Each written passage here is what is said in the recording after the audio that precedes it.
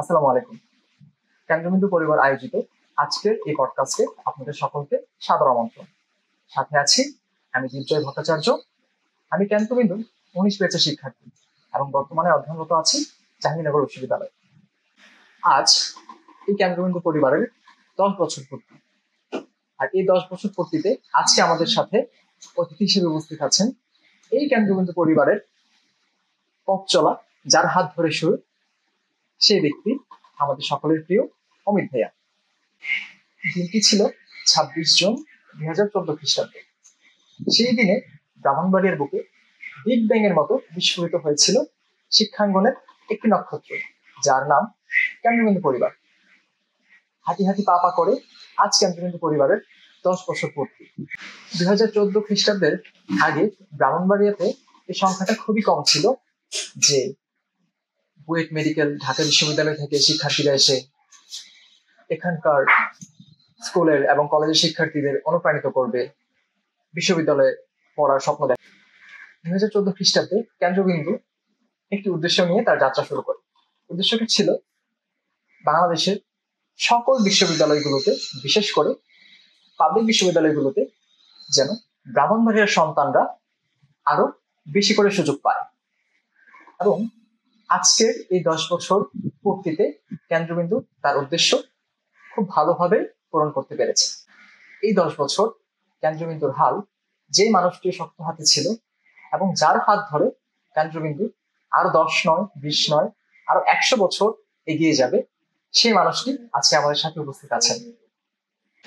অমিত ভাইয়া এমন একজন মানুষ যিনি স্বপ্ন দেখিয়েছেন আমার মতো আরো হাজারো শিক্ষার্থীকে, এবং দেখিয়ে যাচ্ছেন আজ মানুষটির আদর্শ আমার বুকে ধারণ করি।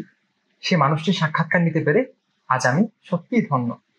অমিত ভাই নমস্কার। নমস্কার জয়, কি অবস্থা? ভাই ভালো আছে, আপনি ভালো আছেন? হ্যাঁ ভালো। ভাই এই পডকাস্ট জিনিসটা বলতে গেলে পুরো ব্রাহ্মণবাড়িয়াতেই নতুন এবং কেন্দ্রবিন্দুর জন্য তো একদমই নতুন। কেমন লাগছে আপনার? খুব ভালো, বিশেষ করে তোর সাথে সাক্ষাৎকার দিতে পেরে অনেক ভালো লাগছে। তো ভাইয়া আপনার থেকে আমি প্রথমে যে জিনিসটা জানতে চাই সেটা হচ্ছে কেন্দ্রবিন্দুর চিন্তাটা আপনার মাথায় কিভাবে এসেছিল, বা কেন্দ্রবিন্দুর ব্যাক স্টোরিটা যদি বলতেন আমাদের। Very good question. তো জয়, সেক্ষেত্রে যেটা হবে যে আমাকে ফিরে যেতে হবে 2013 সালে।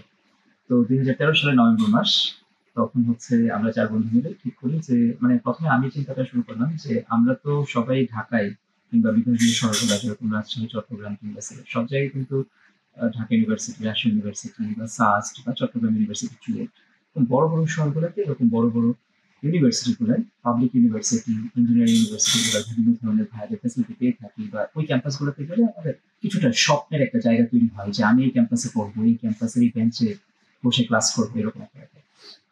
কিন্তু ব্রাউনবাড়িতে দুঃখজনকভাবে জাস্ট ঢাকা থেকে ব্রাউনবাড়ির দূরত্ব 120 কিলোমিটার এরকম, কিন্তু তারপরে ব্রাউনবাড়িতে এরকম কোনো সুযোগ ছিল না। তো 2009 সালে যখন আমি এসএসসি দিয়ে এখান থেকে আমি ঢাকার উদ্দেশ্যে রওনা দিই, আমার কলেজ ছিল বীর শ্রী নূর মোহাম্মদ পাবলিক কলেজ। তো ওই সময় আমি দেখি যে ঢাকায় কিংবা বিভাগীয় শহরগুলো, চট্টগ্রাম, রাজশাহী, সিলেট, এরকম বিভাগীয় শহরগুলোতে অবশ্যই বিভিন্ন ধরনের পাবলিক ইউনিভার্সিটির ফ্যাসিলিটিগুলো পাওয়া যায়। যেরকম ঢাকা ইউনিভার্সিটির যদি কিছু স্টুডেন্ট বা বুয়েটের স্টুডেন্ট বা মেডিকেলের স্টুডেন্টরা তারা যদি গিয়ে সেটা কোনো একটা গ্রুপে গিয়ে কিছুক্ষণ কথা বলে, তাহলে নিঃসন্দেহে স্টুডেন্টরা কিন্তু আরো বেশি অনুপ্রাণিত হয়, উজ্জীবিত হয়, আমাদেরও তাদের মতো হতে হবে সামথিং লাইক দ্যাট। তো এই জিনিসটা আমাকে খুব ক্লিক করেছিল যে আমি যখন বুয়েটের চিন্তা ভাবনা আমার মাথায় পোষণ করি, তখন আমি দেখেছিলাম যে অ্যাকচুয়ালি এই চিন্তা ভাবনাটা কোথা থেকে আসছে। তো সেই ক্ষেত্রে তখন আমি দেখলাম যে আমি বুয়েটে যে পড়ার যে একটা অনুপ্রেরণা পেলাম, তো এটা কোথা থেকে আসলো? এটা আসলো যে আমি যখন বুয়েটের ভাইয়াদেরকে খুব কাছ থেকে পাইছিলাম যখন আমি এইচএসসি তে পড়তাম। তো ওই সময় আমি বুয়েটের ভাইয়াদের সংস্পর্শে ঢাকায় ছিলাম, রাইট।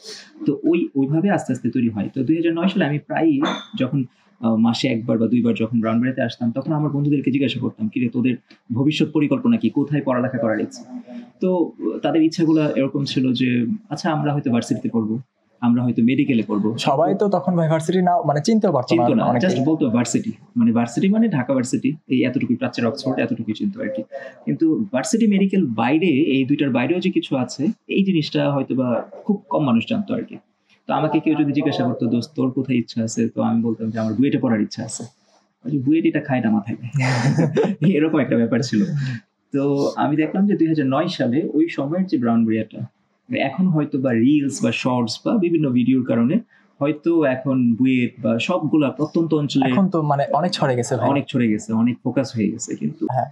তো সেখান থেকে আমি বুয়েটে চান্স পেলাম। চান্স পাওয়ার পরে যখন আমরা ফার্স্ট ইয়ার ছিলাম 1-2 ছিলাম, লেভেল 1 টার্ম 2, তখন 2013 সালের নভেম্বর মাসে আমাদের কেন্দ্রবিন্দু শুরু করার একটা পরিকল্পনা ছিল। কিন্তু ভাই কেন্দ্রবিন্দু তো শুরু হয়েছিল 2014 সালের 26 জুন। 7 মাস ভাই, 8 মাস কি কেন? হয়েছিল ভাই? হ্যাঁ, এক্স্যাক্টলি। 2013 সালের নভেম্বরে আমার হঠাৎ করে একদিন আমি যখন রানওয়েতে আসলাম, খুব সুন্দর টার্ন ব্রেক ছিল। তো ওই সময় আমি আসলাম, আসার পরে আমার হঠাৎ করে মাথায় প্ল্যান আসলো যে আচ্ছা, আমি যে সার্ভিস ঢাকায় পেয়েছিলাম, আমার নিজের জেলার মানুষগুলো এই সার্ভিসটা কেন পাবে না? কেন বুয়েটের একটা ছেলে বা একটা মেয়ে সে এসে যদি 2টা দিন একটু ক্লাস নিতে পারে, একটু যদি তাদেরকে স্বপ্ন দেখাতে পারে, তাহলে এটা তো খুব টাফ একটা কিছু না। কিন্তু এটাও আবার ঠিক যে এর আগে 2014 আগে আসলে অত বড় পরিসরে কেউই ব্রাউন ব্রেরিতে এরকম কোন একটা এন্টারপ্রেনারশিপ কেউই শুরু করে নাই। এরকম জার্নি শুরু করাটা আসলে তাদের চিন্তার বাইরে ছিল এরকম। কারণ প্রত্যেকেই তো, তুই যেহেতু জানিস যে প্রচুর ভার্সিটির প্যারা, পড়ালেখা, অনেক ভাই। টেস্ট, কুইজ এগুলো মিলিয়ে তো প্রতি সপ্তাহে 2 দিন আসবে, আসার পরে এই যে জার্নি করে আসবে, ক্লাস নিবে, আবার জার্নি করে যাবে, এটা আসলে অনেক টাফ ছিল। তো আমার মাথায় প্ল্যান আসলো যে না, আমি শুরু করবো। কারণ আমি ঢাকায় প্রচুর ক্লাস নিতাম, বিভিন্ন জায়গায় ক্লাস নিতাম। তো 2013 সালের নভেম্বরে আমি তখন আমার 4 জন বন্ধুকে ডাকলাম, 4 জন বন্ধু আর আমি, টোটাল আমরা 5 জন। তো 5 জন আমরা যাত্রা শুরু করার একটা চিন্তা ভাবনা করলাম যে এরকম একটা ভেঞ্চার শুরু করা যায় কিনা, এরকম একটা কিছু যে আমরা সবাই মিলে আমরা হচ্ছে বৃহস্পতি শুক্র হচ্ছে বুয়েট থেকে আসবো, আর শুক্র শনি হচ্ছে অন্যান্য ইউনিভার্সিটি থেকে আসবো। দেন সবারই একটা মোটামুটি বেশ একটা স্যাটিসফ্যাক্টরি একটা পজিটিভ ভাইব ছিল আর কি, যে সবাই ভাবতেছে হ্যাঁ হ্যাঁ ঠিক আছে অবশ্যই শুরু করব। তো দুঃখের ব্যাপার, তো 5 জন শুরু হওয়ার কথা ছিল, 5 জনের হাত ধরে। তো একজন আনলাকিলি পরের দিন ফোন দিল, তার ফ্যামিলির সাথে কথা বলে জানতে পারলো সে যেহেতু চট্টগ্রাম থেকে আসবে, চট্টগ্রাম ইউনিভার্সিটি স্টুডেন্ট ছিল, তো সেই ক্ষেত্রে তার আসা যাওয়াটা অনেক আর তখন তো ভাই মানে এত রাস্তা ছিল না, যাতায়াত ব্যবস্থা এত ভালো ছিল না তখন। রাইট। তো সেই ক্ষেত্রে তখন চিন্তা করলো সে হয়তো আসতে পারবে না। সে আমাকে সকালে ফোন দিয়ে বললো যে দোস্ত আমি হয়তো আসতে পারবো না। তো 5 জন থেকে হয়ে গেলাম 4 জন। তো এইখানে আরেকটা জিনিস সিগনিফাই করে যে আমাদের কেন্দ্রবিন্দুর লোগোতে কিন্তু 4টা হাত। হ্যাঁ, 4টা হাত ভাই। এবং এই প্রশ্নটা আমি আপনাকে করতাম ভাই, যে এই 4টা হাত বা এই যে 4 জন ভাই কেন্দ্রবিন্দুতে আমরা সবসময় শুধুমাত্র আপনাকেই দেখি, তাহলে বাকি যে 3 জন ভাইয়া ওনারা কোথায় ভাই? এক্স্যাক্টলি, এখানে এই 4 ভাইয়া মিলেই আমাদের কেন্দ্রবিন্দু জার্নি শুরু করার কথা। আমি তাদের সম্মতিতে আস্তে আস্তে জার্নি আগানোর কথা এবং জার্নি আগাচ্ছিলাম। তো আমরা 3 বন্ধু মিলে প্রথমে বাসাবাড়ি খুঁজি। তো বাসাবাড়ি খুঁজতে নভেম্বর মাসে আমাদের বাসাবাড়ি খোঁজা শুরু হয়ে যায়। এখন প্রথমে বাসাবাড়ি খুঁজতে গেলে হাউস লর্ড যারা থাকে, আঙ্কেল বা আন্টি, তাদের কাছে গেলে বলা হয় যে আমাদের একটা রুম লাগবে, আমরা কিছু স্টুডেন্টদের পড়াবো। তো প্রথমে যদি বলি যে আমরা বাসা ভাড়া নিতে চাই, তখন ওয়েলকাম করে, হ্যাঁ আসেন, হ্যাঁ কি বাসা, তারপর জিজ্ঞেস করে কি করতে চান, মানে কোন ফ্যামিলি থাকবে। তারা কখনো চিন্তাই করে না যে এখানে পড়ালেখা করবো। আর 2014 সালে তো এই ব্যাপারটা একদমই নতুন ভাই। একদম ব্রাউন ব্রেথ একদম। তো সেই ক্ষেত্রে তখন আমরা যেই বলতাম যে এখানে কলেজের স্টুডেন্টদেরকে আমরা সপ্তাহে 3 দিন ক্লাস নেবো, বৃহস্পতি শুক্র শনি, তখন কি কলেজের স্টুডেন্টদের পড়াবেন, মানে এখানে পড়াবেন না, দরকার নেই, এই প্রাইভেট পড়ানোর জন্য আমরা এই বাসা দিতে পারি না। তো এই করতে করতে নভেম্বর মাস গেল, ডিসেম্বর গেল, জানুয়ারি, ফেব্রুয়ারির মাঝখানে এসে আমার আরেকটা সাস্টার ফ্রেন্ড যার থাকার কথা ছিল, সে বলতেছে দোস্ত আমি আসলে থাকতে পারতেছি না, মানে অনুপ্রেরণা হারাই ফেলছি, কারণ এতই লেট হয়ে গেছে, 4 মাস ব্যাপী শুধু বাসা বাড়ি খুঁজতেই বাকি কাজ কবে। হ্যাঁ এক্স্যাক্টলি। তো সেই ক্ষেত্রে সে আশা নিরাশা হয়ে তারপর সে চলে গেল। থাকলো আরো 2 জন, আমি সহ 3 জন। এর মধ্যে আরেকটা ফ্রেন্ড, সে হচ্ছে তার ফ্যামিলির সাথে যোগাযোগ করার পরে তাকে বলা হলো যে না, তুমি যদি প্রতি সপ্তাহে আসো তাহলে তোমার পড়ালেখার অনেক ডিস্টারবেন্স হবে, এটা স্বাভাবিক। তো সেই ক্ষেত্রে সেও আসলে একটু পিছু হয়ে গেল। তারও আসার কথা ছিল কিন্তু সেও আসতে পারলো না। আমি আর আমার আরেকটা ফ্রেন্ড সাস্টের, আমরা 2 জন ছিলাম। এইবার সাস্টের যে ফ্রেন্ড, তার হচ্ছে টার্ম ফাইনাল চলে আসে। আর টার্ম ফাইনালের সময় আমাদের প্রচুর পড়ালেখা থাকে, ব্যস্ততা থাকে, অনেক চাপ থাকে। এই টার্ম ফাইনালের সময় ওই ফ্রেন্ড বলতেছে দোস্ত তুই কিছু মনে করিস না। তো অনেকক্ষণ ধরে সে আমাকে খুব সুন্দর করে বুঝাইতো যে আসলে আমি মনে থাকতে পারতেছি না, তোর একাই জার্নিটা শুরু করতে হবে। তো আমার তখন মনে হলো যে যদি তোর ডাক শুনে কেউ না আসে তবে একলা চলো রে। আমি ডিটারমাইন্ড যে আমি একা হলেও আমি শুরু করবো। কারণ আমি চিন্তা করলাম যে আমি এখানে পয়সার জন্য শুরু করতেছি না। যদি আমি পয়সার জন্য শুরু করতাম, টাকা উপার্জনে যদি আমার মুখ্য থাকতো, তাহলে আমি ঢাকায় বা আরো অনেক জায়গায় আমি বড় বড় অঙ্কের অনেক অফার পেয়েছি জীবনে। কিন্তু এটা আমার কখনো লক্ষ্য ছিল না। আমি চিন্তা করলাম যে ঠিক আছে, আমি যদি একাও শুরু করি তাহলে অ্যাটলিস্ট আমি ফিজিক্স, কেমিস্ট্রি, ম্যাথ, আইসিটি এগুলো তো পড়াতে পারবো। হয়তো বায়োলজিটা পড়াতে পারবো না। বায়োলজি আমার খুব ফেভারিট সাবজেক্ট, এতটাই আমারও ভাই। তো সেক্ষেত্রে দেন মাঝখানে ইন দ্য মিন টাইম মে মাসের দিকে 2014 সালে হঠাৎ করে আমার সাথে আরেকটা আমার খুব কাছের একটা ছোট ভাই নাদিমের সাথে হঠাৎ করে দেখা। ভাইয়া, এই নাদিমের সাথে কথা প্রসঙ্গে আমি শেয়ার করি। নাদিম বলে যে ভাই আর কেউ না থাকলেও আপনার সাথে আমি আছি। আর নাদিম হচ্ছে ঢাকা ইউনিভার্সিটিতে ম্যাথ নিয়ে পড়ালেখা করেছে, গ্রাজুয়েশন এবং পোস্ট গ্রাজুয়েশন সম্পন্ন করেছে। তো নাদিম যেহেতু আমাকে এই সাহসটা দিয়েছে, আমার সাহস আরো দ্বিগুণ তিনগুণ বেড়ে গেল। তো ভাই, কেন্দ্রবিন্দুর নামটা নিয়ে যদি কিছু বলতেন, বা এই কেন্দ্রবিন্দুই কেন? এই কেন্দ্রবিন্দু কেন, অন্য কিছু নাম না? হ্যাঁ, অন্য কিছু না কেন ভাই? সবাই দেখা যায় যে এই যে বিভিন্ন ধরনের ইংলিশ নাম দেয়, জেনিথ, তারপর অ্যাপেক্স, তারপর হইতেছে হারকিউলিস, তারপর আরো এরকম কিছু পেঁচানো নাম থাকে, গ্রিক দেবদেবীর নাম থাকে, তারপর ওয়েস্টার্ন কিছু নাম থাকে। এগুলো নাম দিলে মনে হয় খুব বেশি আকৃষ্ট হয় মানুষ, এরকম একটা ব্যাপার থাকে। বাট আমার মাথায় চিন্তা আসলো, আমি নাদিমের সাথে তখন গল্প করতেছিলাম 2014 সালের মে মাসের দিকে। তখন নাদিমকে বললাম যে নাদিম, আর যা কিছুই হোক নামটা শুরু হবে বিন্দু দিয়ে। কেন? ওই যে তুই একটু আগে বললি যে বিগ ব্যাং, এই বিগ ব্যাং এর ঘটনাটা হচ্ছে এরকম যে একদম বিন্দু থেকে যাত্রা শুরু, সিঙ্গুলারিটি থেকে। তো আমি চিন্তা করলাম যে আমরা বিন্দু থেকে শুরু করতেছি। আমাদের কোনো পরিচিতি নাই শহরে, আমাদের কোনো ধরনের পরিচিতি বলতে মানে আমরা এর আগে কখনো এরকম শিক্ষার সাথে জড়িত ছিলাম না শহরে। এর আগে কখনো প্রাইভেট শিক্ষা এরকম কিছু পড়াই নাই শহরে। তো সেই ক্ষেত্রে আমরা চিন্তা করলাম যে বিন্দু থেকে যেহেতু যাত্রা শুরু করতেছি, তাহলে নামের মধ্যে অবশ্যই বিন্দু একটা কিছু থাকবে। বিন্দু থাকুক। আচ্ছা, বিন্দু থাকুক। তা বিন্দু নামটা একদম খালি খালি লাগে, বিন্দুর সাথে আরেকটু আগে পিছিয়ে যদি কিছু জোড়ানো যায়। আচ্ছা ঠিক আছে, তাহলে কি রাখা যেতে পারে? তখন চিন্তা করলাম ভর বিন্দু, বিন্দু ভর, এরকম কিছু। তারপরে হঠাৎ করে মাথায় প্ল্যান আসলো, আচ্ছা বিন্দুর সাথে এই বিন্দুর কেন্দ্রে থাকবো আমরা, তাহলে এই নামটাকে কি আমরা কোনোভাবে কেন্দ্র বিন্দু এরকম কিছু শুরু করা যায় কিনা। নাদিম খুব ওই সময় আমার মনে আছে, হঠাৎ করে আমার মাথায় প্ল্যান যখন আসলো, আমি বললাম যে নাদিম, নামটা কেন্দ্রবিন্দু শুরু হোক। নাদিম জাস্ট ওই সময় খুব মানে এক্সাইটেড হয়ে গেল, হ্যাঁ ভাইয়া এই নামটা কেন্দ্রবিন্দু শুরু হোক। তো এই কেন্দ্রবিন্দুর এই নামকরণের তাৎপর্যটা হচ্ছে এরকম যে আমরা বিন্দু থেকে শুরু করব, এবং আমরা আসলে ডেফিনেটলি বিন্দু থেকে শুরু করছিলাম, যেখানে আমাদের প্রথম দিনের স্টুডেন্ট ছিল মাত্র তিনজন। তো এই বিন্দু থেকে শুরু করা, এবং এই বিন্দুর কেন্দ্রে থাকবো আমরা। আর যারা এখন হয়তো এই পডকাস্টটা দেখছো, তারা এই পুরো বাংলাদেশ, এই পুরো পৃথিবীতে ছড়িয়ে যাবে, অর্থাৎ আমাদের এই বৃত্তের যে পরিধি হবে সেটা পুরো বিশ্বে ছড়িয়ে যাবে। এই ছিল কেন্দ্রবিন্দুর নামকরণের তাৎপর্য। ভাই, বাকি ভাইয়াদের কথা যে বললেন যে দুর্ভাগ্যবশত ভাইয়ারা হচ্ছে আমাদের সাথে নেই, বা কিংবা তারা হচ্ছে শুরু থেকে কন্টিনিউ করতে পারেন নাই, আপনার ফ্যামিলি থেকে কি মানে এরকম কোনো বাধা এসেছিল? তো প্রথম দিকে পরিবারে বলতেছে যে আসলে তুই কি পারবি কিনা, যে তুমি এখানে বুয়েটের থেকে প্রতি সপ্তাহে আসবা বা এরকম। আর ওই সময় 2000 সিঙ্গেল লাইন ছিল ট্রেনের। হ্যাঁ, তো 2014 সালে বা 2013 সালে কেউ একজন ব্রাউনবাড়িতে প্রতি উইকে আসে, এটা আসলে সো টাফ ছিল। কিরকম সো টাফ? কারণ এখন হয়তো বা কেউ 2 ঘন্টায় ঢাকায় চলে যেতে পারে, ইনফ্যাক্ট এয়ারপোর্টে যদি যায় 1.5 ঘন্টায় চলে যায়। কিন্তু ওই সময় কিন্তু আসা যাওয়া মানে শুধু যাইতেই লাগতো 5 ঘন্টা, আসতে লাগতো 5 ঘন্টা, 10 ঘন্টা তো এইভাবে নাই। বুধবারে ক্লাস করে রাতে আসা, তারপর আবার শুক্রবারে কেন্দ্রবিন্দুতে ক্লাস নিয়ে আবার চলে যাওয়া। তো প্রথম দিকে ফ্যামিলি আমাকে অনেক বেশি উৎসাহ উদ্দীপনা দেয়, কিন্তু আমার মনে পড়ে যে এপ্রিল মাসে, তখন আমার টার্ম ফাইনালের কিছুদিন আগে, তখন বাবা একদিন ফোন দেয়, আমি তখন বুয়েটের শহরে হলে। তো রাতে প্রায় 10টার দিকে আমি বাবার ফোন রিসিভ করি। তো বাবা বলতেছিল যে বাসা তো আর খুঁজে পাওয়া যেতেছে না, আর তাছাড়া এই তুই যে প্রতি উইকে এইভাবে আসা যাওয়া করবি, তো সেক্ষেত্রে তোর পড়ালেখার যদি ডিস্টারবেন্স হয় তাহলে এগুলো শুরু করার দরকার নেই। সেই ক্ষেত্রে বাবা বলে যে এগুলো না বাদ দিয়ে দে। তো এই কথাটা বাবার কাছ থেকে যখন শুনি, তখন আমার মাথায় আকাশ ভেঙে পড়ছে যে আয় হায়, এতদিন ধরে মা বাবা অনেক সাপোর্ট দিয়ে যেতেছিল, কিন্তু হঠাৎ করে যখন না বলছিল, তখন একটু ভয় লাগা কিংবা এক ধরনের মনের মধ্যে একটু হতাশা চলে আসে। তাহলে যদি ফ্যামিলি আসলে সবাই যাই করি না কেন, মানে ফ্যামিলি সাপোর্টটা যদি না থাকে, তাহলে এই যে মাথার উপর থেকে ছাদ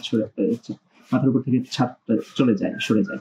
দেন মা বলে যে ঠিক আছে, আমরা মানে অ্যাটলিস্ট শুরু করি। আর আমার মাথায় তখন প্ল্যান ছিল যে হয়তো এটা বুয়েট পর্যন্ত রান করবে। 2014 সালে আমি তখন সেকেন্ড ইয়ারে, তো সেক্ষেত্রে কি আর হবে, হয়তো বা 2016 সাল পর্যন্ত কন্টিনিউ হবে, তারপর যে যার মতো চলে যাব, শেষ একদম শেষ। মানে 2 বছরের জার্নি। 2 বছরের জার্নি একটা থাকবে, এরকম একটা কিছু আর কি। তারপরে যখন মানে একটু পজিটিভ ভাইব ছিল, একটু পজিটিভ এনার্জি পাইছিলাম ফ্যামিলি থেকে, তারপর মনে পড়ে যে প্রথম দিকে আমাদের কোনো প্রচারণা ছিল না। তো তো বাবা অনেক কষ্ট করেন, এবং বাবা হচ্ছে নিজে এই 10টা ব্যানার নিজ হাতে গিয়ে কিংবা লোকদেরকে সাথে নিয়ে 10টা ব্যানারের কাজ করেন। 10টা ব্যানার হচ্ছে যেরকম সরকারি কলেজের সামনে ছিল, মহিলা কলেজের সামনে ছিল। তো এই 10টা ব্যানারের কাজ দিয়েই শুরু হয়েছিল কেন্দ্রবিন্দু জার্নি। অর্থাৎ আমরা এর আগে কোনো লিফলেট বা ওই যে বড় করে বিলবোর্ড কিংবা কোনো ধরনের পোস্টারিং করা, বিজ্ঞাপন দেওয়া, এরকম কিছু ছিল না। তো ওই সময় প্রথম থেকে শুরুর দিকে জার্নিগুলো খুবই টাফ ছিল। তো ভাইয়া, আপনি পুরো সপ্তাহ জুড়ে নিজের ক্লাস করতেন, তারপর বৃহস্পতি শুক্রবার এখানে সে টাইম দিতেন, নিজের জন্য সময় কিভাবে দিতেন? টু বি অনেস্ট, নিজের জন্য সময় ছিল না। এই কেন্দ্রবিন্দু আর নিজের পড়ালেখা এগুলোর মধ্যে সীমাবদ্ধ থেকে অনেক কিছু হারাইছি। অনেক কিছু বলতে, আমি মিউজিক অনেক পছন্দ করি। ওই সময় আমাদের মিউজিকের একটা ব্যান্ড ছিল 2013 সালে। তো সেখানে আমাদের পারফরমেন্সও ছিল, কিন্তু উইকডেজ গুলাতে, যেরকম শনি থেকে বুধবার, ওই সময়টাতে আমার হচ্ছে বুয়েটের প্রচুর পড়ালেখার, বুয়েটে যারা পড়ি আমরা পড়তেছি তারা আমরা জানি যে দেখা গেছে এরকম কোনো দিন যায় যে 2টা 3টা করে সিটি থাকে, কুইজ থাকে, এটা সেটা মিলায় সেটা অনেক বেশি কমপ্যাক্ট স্কেডিউল থাকতো। আর এরপরে যাই বৃহস্পতি শুক্রবার, আমাদের বুয়েটিয়ানদের জন্য বুধবারটা হচ্ছে চাঁদরাত থাকতো, কারণ বুধবারে লম্বা একটা ঘুম দিবে, বৃহস্পতিবারে কিচ্ছু নাই, শুক্রবারে চিল করবে, শুক্রবারে আবার বিকাল সন্ধ্যার দিকে আবার পড়াশোনা করবে, কারণ শনিবার একটা ল্যাব থাকবে, আবার ল্যাব রিপোর্ট লিখতে হবে, এরকম একটা কিছু। শুক্রবার কালো রাত ছিল ভাই। কালো রাত ছিল, আর বুধবার চাঁদরাত। কিন্তু আমার ক্ষেত্রে দেখা গেছে বুধবারে আমার ক্লাস শেষ হলে যদি বিকালে ট্রেন পাইতাম কিংবা যদি রাতে ট্রেন পাইতাম, আমি রাতে বা বিকালে জার্নি করে ব্রাউনগুলাতে বুধবারের মধ্যে চলে আসতাম। বৃহস্পতি শুক্র একদম টানা স্কেডিউল থাকতো, স্কেডিউলের মধ্যে ক্লাস টাস নিয়ে আবার শুক্রবারে রাতে ব্যাক করে আবার ঢাকায় গিয়ে আবার পরের দিনের জন্য পড়ালেখা করা। আর আমি কখনো মানে ক্লাস মিস করা বা এই যে ক্লাস বাদ দিয়ে এইখানে ক্লাস নেওয়া, এটা আমি কখনোই পছন্দ করতাম না, ইনফ্যাক্ট আমি করতাম না। তো এটা আসলে অনেক টাফ ছিল। তো আমি অনেস্টলি যদি বলি, আসলে অনেক কিছুই আমার জীবনে অপূর্ণ হয়তো বা থেকে গেছে। আমার নিজের কথা যদি বলি, আমাকে অনেক কিছু স্যাক্রিফাইস করতে হয়েছে। ভাই, আপনি আমার মতো আরো হাজারো শিক্ষার্থীর জন্য আদর্শ। হ্যাঁ, একদমই ভাই। আমরা সেটা বিশ্বাস করি ভাই। কেন্দ্রবিন্দুর বাহিরে একটা প্রশ্ন আপনার প্রতি, আপনার জীবনে আদর্শ কে বা কারা ভাই? তো আমার জীবনের আদর্শ যদি বলি, আমি ক্লাস 5-এ তখন হচ্ছে আমার একজন শিক্ষক, শ্রদ্ধেয় শিক্ষক, যিনি হচ্ছেন আমাকে ইংরেজি পড়াতেন। তো ইংরেজি তখনকার সময় থেকে উনি আমাকে আইএলটিএস এর বইগুলো শেষ করাই। আচ্ছা। তখন আমাকে ইংলিশের স্পিকিং এবং গ্রামাটিক্যাল রুলস এগুলো শেখাতেন। তো স্যারকে খুব স্মরণ করি। তো উনি আমার প্রথম আদর্শ জীবনে, যে এত কিছু শিখাইছেন উনি, মোরালি কিভাবে একজন মানুষকে ডেভেলপ করা যায়, একজন মানুষের আদর্শ কিরকম হওয়া উচিত, শুধু পড়ালেখাই যে মানুষের জীবনের মূল লক্ষ্য না। তো সেই শিক্ষকের নাম হচ্ছে শ্রদ্ধেয় শিক্ষক সুবল চন্দ্র শঙ্খনিধি স্যার। তো স্যারের কাছ থেকে অনেক কিছু শিখি। আর কলেজ লাইফে যদি বলি, কলেজ লাইফে আমার কয়েকজন ভাইয়া, তাদের ক্লাস এবং তাদের যে পার্সোনালিটি, এটা আমাকে বিমুগ্ধ করতো। কিরকম, আমি হচ্ছে অক্সিজেন, আরেকটা ফ্যামিলি ছিল অক্সিজেন কোচিং, ওই কোচিং বলবো না, ওইটা আরেকটা পরিবার ছিল, যেখানে আমি বাংলা ইংলিশ বাদে বাকি সাবজেক্টগুলো একসাথে পড়তাম। ঢাকাতে ভাই? ঢাকায়, রাইট। বিশ্বেশ্বর নূর মোহাম্মদ পাবলিক কলেজে আমার কলেজ টাইমের শেষে তারপর হচ্ছে আমি চলে আসতাম এই যে অক্সিজেনে। তো অক্সিজেন ফ্যামিলিতে ওইখানে আমাদের যে অভিভাবক ছিলেন, সেখানে আমি পাইছিলাম যার হাত ধরে আজকে যে এত কিছু শিখছি এবং এত কিছু মানে শেখার চেষ্টা করছি। উনি হচ্ছেন আমাদের সবুজ ভাইয়া। সবুজ ভাই, আপনি অনেকবার বলতেন আমাদেরকে ক্লাসে সবুজ ভাইয়ের নাম আমি সবসময় বলি, স্টিল নাও এখনো। তো সবুজ ভাইয়ার আদর্শ আমাকে খুব বেশি অনুপ্রাণিত করতো। উনি এত মজার এবং এত চমৎকার একজন মানুষ ছিলেন যে উনি যদি ফিজিক্স পড়াইতেন, ফিজিক্সটা ভালো লেগে যাবে কারো, কেমিস্ট্রি পড়ালে কেমিস্ট্রি ভালো লেগে যাবে, ম্যাথ পড়ালে ম্যাথ ভালো লেগে যাবে। আমি মানে বলতে পারবো না যে ওনার এত মনোমুগ্ধকর কিছু ক্লাস করার যে আমার সৌভাগ্য হয়েছিল। আর তাছাড়া ফিজিক্সে আমাদের মুখলিসুর রহমান তানভীর ভাইয়া পড়াতেন, উনি আমাদের ব্রাউনবাড়িরই গর্বিত সন্তান, আমরা ওনাকে নিয়ে গর্ববোধ করি।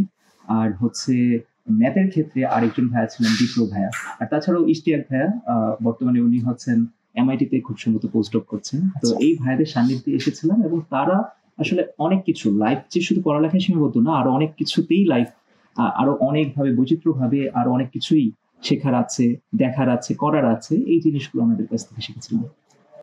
তাহলে ভাই, কেন্দ্রবিন্দুর শুরুতে টিচার প্যানেলের যদি একটু বলতেন। হ্যাঁ, টিচার প্যানেলে বুয়েটিয়ান, আমার আরেকটা ফ্রেন্ড ছিল, তারপর সাস্টের আরেকটা ফ্রেন্ড, আমরা তিনজন শুরু করলাম।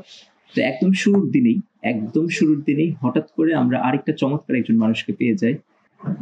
লাকিলি আমরা জানি না আসলে এই মানুষটা যে এত ডেডিকেটেড একজন সোল হবে, কেন্দ্রবিন্দুর সোল, সে হচ্ছে আমাদের রামকৃষ্ণ রয় ভাইয়া। রাম ভাই, তো রাম ভাইয়া কি করেন, সে হচ্ছে আসবে না বা আসতে চাইলেও একটু মানে কিছু তার একটু দ্বিমত পোষণ করে, কারণ সে ভার্সিটির আবার অনেক প্রথম দিকের স্টুডেন্ট আর কি। রাম ভাই তো ডিপার্টমেন্টের ফার্স্ট বা সেকেন্ড এরকম ডিপার্টমেন্টের ফার্স্ট সেকেন্ড থার্ডের মধ্যে একজন। তো আমাদের রাম ভাইয়াকে অনেকবার বলার পরে রাম ভাইয়া যখন আসলো তখন আমাদের বুকের বল আরো বেড়ে গেল। তো রাম ভাইয়া হচ্ছে একদম শুরুর দিন থেকে ছিল, আর আমাদের সাথে ছিল হচ্ছে ওই যে নাদিমের কথা বললাম, বুয়েটেন আরেকটা আমার ফ্রেন্ড, আর হচ্ছে সাস্টের একটা ফ্রেন্ড। এই হচ্ছে আমাদের জার্নিতে ছিল। দেন আস্তে আস্তে করে তারপর হচ্ছে ঢাকা ইউনিভার্সিটির, তারপর হচ্ছে বাংলাদেশ কৃষি ইউনিভার্সিটির, এইভাবে আস্তে আস্তে জার্নিতে আরো কয়েকজন মানুষ এই কেন্দ্রবিন্দুর সাথে যাত্রা করে। জি ভাই, আমরা আপনাকে কেমিস্ট্রিতেও পেয়েছি, ফিজিক্সেও পেয়েছি, ম্যাথেও পেয়েছি। আমরা বেশিরভাগ সময়টা আপনাকে পেয়েছি ফিজিক্সে। ফিজিক্সের প্রতি আপনার এই ভালো লাগাটা কিভাবে তৈরি হয়েছিল ভাই? আমি মনে করি যে ফিজিক্স একটা এরকম সাবজেক্ট যেখানে একদম লজিক নিয়ে চিন্তা করা যায়। আর আমি ছোট থেকে লজিক পছন্দ করতাম। আমার ফেভারিট গেম দাবা। তো দাবার মধ্যে লজিক নিয়ে অনেক চিন্তা করা যায়। আর যেখানে ম্যাথ আছে, যেখানে প্রসিজারের মধ্যে এই প্রসিজারে গেলে একরকম ভাবে অ্যান্সার পাওয়া যায়, আবার অন্য প্রসিজারে গেলে একই রকম অ্যান্সার পাওয়া যায়, এই যে বিভিন্ন লজিককে চিন্তা করা, এই জিনিসটা আমার কাছে খুব ভালো লাগতো। তো আমি ব্যক্তিগতভাবে ফিজিক্সের কাছে ঋণী, কারণ হচ্ছে আমি যখন এইচএসসিতে ছিলাম তখন আমি দেখছিলাম যে ফিজিক্সের বিভিন্ন রাইটারের বিভিন্ন ম্যাথ করলে বিভিন্ন ধরনের চিন্তা ভাবনা, বিভিন্ন ধরনের দৃষ্টিভঙ্গি চেঞ্জ হয়ে যায় একদম। মানে শুধু আমি তপন স্যারের বই করছি তাহলে আমার কাছে ভালো লাগতো না, আমি চিন্তা করতাম যে না আরো সুশান্ত স্যারের বই করবো, ইসাক স্যারের বই করবো, প্রামাণিক স্যারের। হ্যাঁ, তো এইভাবে করে আমি চিন্তা করতাম যে না, তাহলে মানে ফিজিক্সের মধ্যে যেহেতু এত কিছু চিন্তা করা যায়, ফিজিক্সে নিজের কিছু ডেভেলপ করার সুযোগ আছে। In fact mathematics is the queen of the science.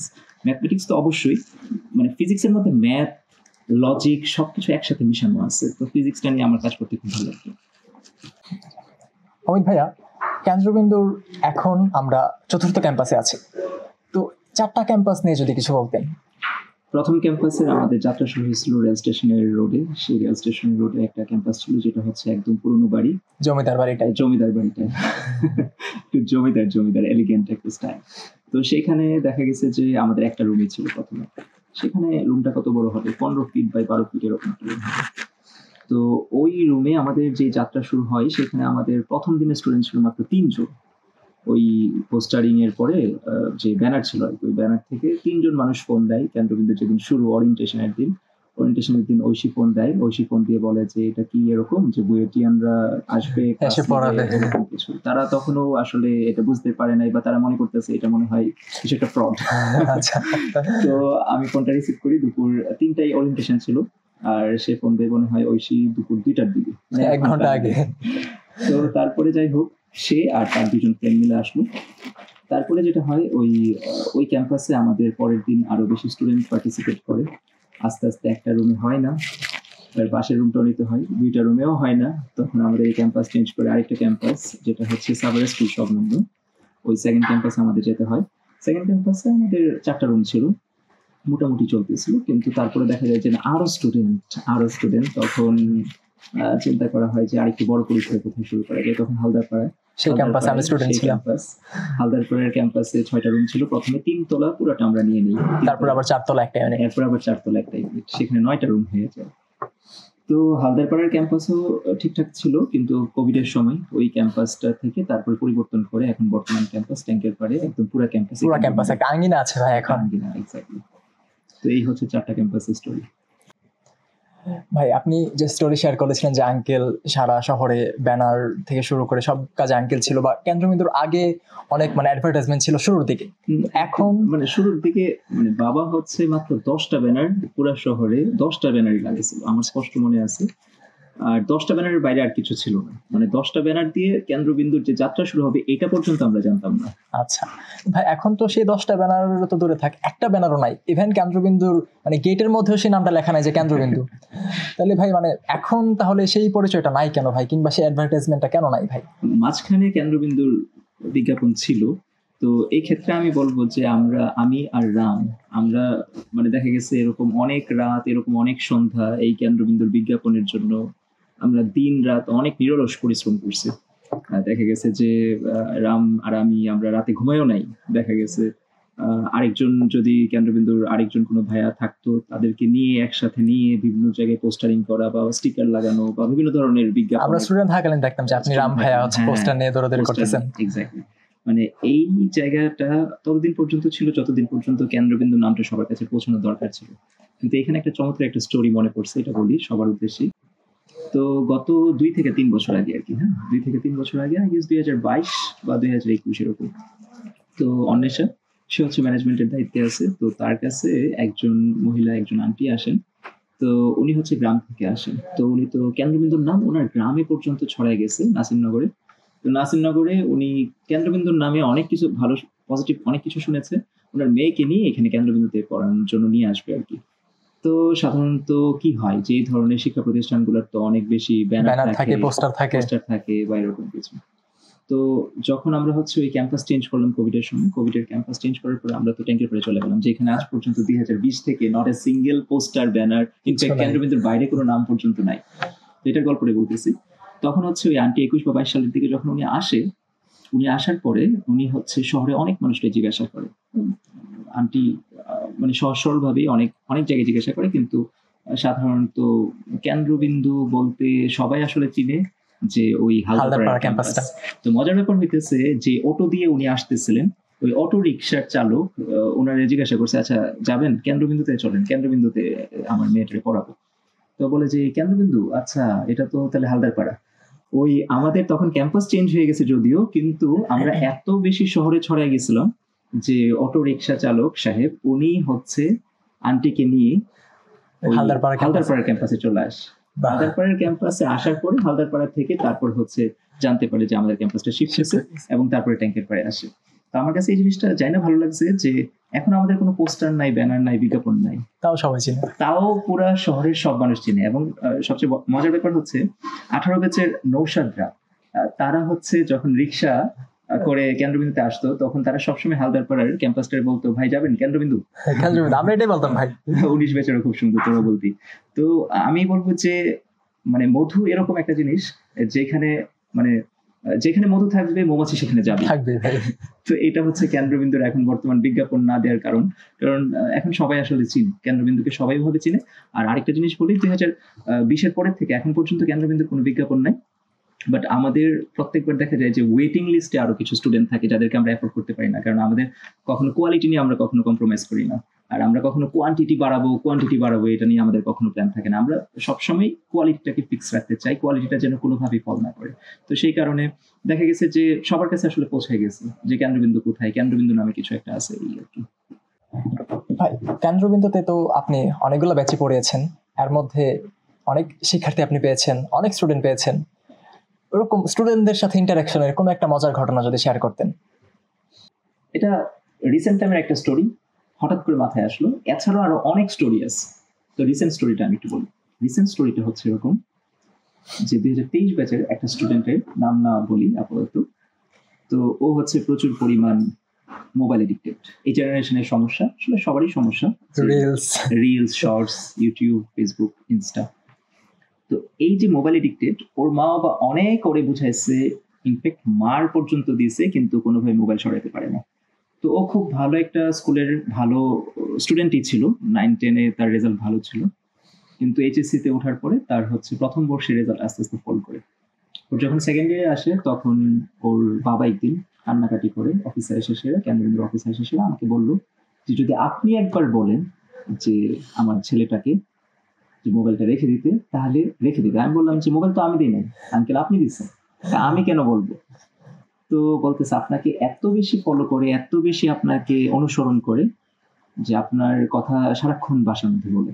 আপনাকে খুবই পছন্দ করে আপনি একটাবার শুধু আমার ছেলেটা একটু বোঝায় বলেন, মোবাইলটা রেখে দেবে। তো আমি ক্লাস করতেছিলাম, হঠাৎ করে আমার মনে পড়লো এই কথাটা যে আঙ্কেল বলে গেছিল। আমি একটু রাগান্বিত স্বরে আমি বলতেছিলাম, তুই কি আজকে মোবাইল রাখতে পারবি কি পারবি না? তো আমি যেই ওরে বললাম, ও তখন আমাদের এখন কেন্দ্রবিন্দুর যেই ট্যাঙ্কির পাড়ের ক্যাম্পাসে, আমার এখনো মনে পড়ে বেঞ্চের মধ্যে বসা। আমি যেই কথাটা বললাম, ও বললো যে হ্যাঁ আপনি যেহেতু বলছেন তাহলে আজকে থেকে রেখে দিন। তা আমি ভাবলাম যে ও মনে হয় আমার খুশি করানোর জন্য বলছে বা এরকম কিছু, যেহেতু ওর মা বাবা পারতেছিল না মোবাইলটা রাখাইতে বা খুব অ্যাডিক্টেড হয়ে গেছে মোবাইল। কিন্তু পরে ঠিকই দেখলাম যে আমি অন্যান্যের কাছ থেকে যখন খোঁজ নিলাম তখন দেখলাম যে ও আসলে মোবাইল রেখে দিয়েছে। এবং শুধু মোবাইল রাখছে না, এরপরের থেকে যে ওর একটা চেঞ্জ, মানে একটা র্যাপিড চেঞ্জ চলে আসছে। এবং দেখা গেছে পরের পরীক্ষাগুলোতে কেন কিন্তু সে ভালোই করা শুরু করছে। এবং সে এতটা আমাকে ফলো করে, আমি যেহেতু বলছি ওর এখন মোবাইল রেখে দিতে হবে, মানে রেখে দিতে হবে। এই যে প্রাপ্তিটা, এই প্রাপ্তিটা আমি জানি না অন্য পেশায় এই জিনিসটা পাওয়া যায় কিনা, কিন্তু যেটা কিনা লাখ টাকা কোটি টাকার বিনিময়ে এটা কিনে পাওয়া যাবে না। তো এই ছেলেটা আজকে তারপর অবশ্যই এইচএসসি তে ভালো রেজাল্ট করে, প্লাস তো অবশ্যই পায়, জিপিএ 5 পায়, এবং সে হচ্ছে এখন চিটাগাং ইউনিভার্সিটি পড়তেছে। আচ্ছা, অমিত ভাইয়া, কেন্দ্রবিন্দুতে আপনি গত 10 বছর ধরে আছেন। আপনার কেন্দ্রবিন্দু থেকে যদি কোনো প্রাপ্তি নিয়ে কিছু বলতে হয় তাহলে আপনার প্রাপ্তিটা কি? হ্যাঁ, প্রাপ্তির ঘটনা বললে শেষ হবে না আসলে, কারণ এই 2014 থেকে 2024 পর্যন্ত, আজ পর্যন্ত কেন্দ্রবিন্দু টিকে আছে। প্রত্যেকটা ভাই এখানে ক্লাস নেই যারা, তারা সবাই আসলে কেন্দ্রবিন্দুকে ওন করে, সবাই কেন্দ্রবিন্দুকে ভালোবাসে, এই মানুষগুলাকে ভালোবাসে, ব্রাহ্মণবাড়িয়াকে ভালোবাসে বলেই এরা আসে। কারণ কেউ একজন ঢাকা থেকে, কুমিল্লা থেকে, চট্টগ্রাম থেকে, ইনফ্যাক্ট এই যে অয়ন চুয়েটের লেকচারার সে, তো সে কিন্তু মানে এই যে কেন্দ্রবিন্দু টানে কেন আসে, বিকজ একটা প্রাপ্তিটা হচ্ছে যে প্রত্যেকটা মানুষের কাছ থেকে যে ভালোবাসাটা, যেটা কখনো টাকা, পৃথিবীর কোনো ঐশ্বর্যের বিনিময়ে কেনা যাবে না। তো আমার সেই প্রাপ্তিটা হইতেছে গত বছরের কথা বলতেছি, 2023-এর। তো 2023-এ আমার কথা ছিল যে 23 ব্যাচকে আমি মে মাসের 29 তারিখে বিদায় দিব। বিদায় অনুষ্ঠান হবে খুব ভালো। তো আমি মে মাসের 22 তারিখ থেকে অসুস্থ। আমি মে মাসের 22 তারিখ থেকে ক্লাস নিতেছি, কিন্তু আমি একদমই অসুস্থ হয়ে যাই, জন্ডিস হয়ে যাই। মেয়ের 25 তারিখে আমি রিপোর্টে দেখলাম যে যেখানে জন্ডিস থাকার কথা ছিল 1.9 বা 8 এর কাছাকাছি, আমার জন্ডিসের লেভেল প্রথমেই ছিল 5 পয়েন্ট সামথিং, অনেক বেশি। তো আমি আর পরে আর যাইতে পারি নাই। 25 তারিখ থেকে আমি ক্লাস ডিসকন্টিনিউ করি।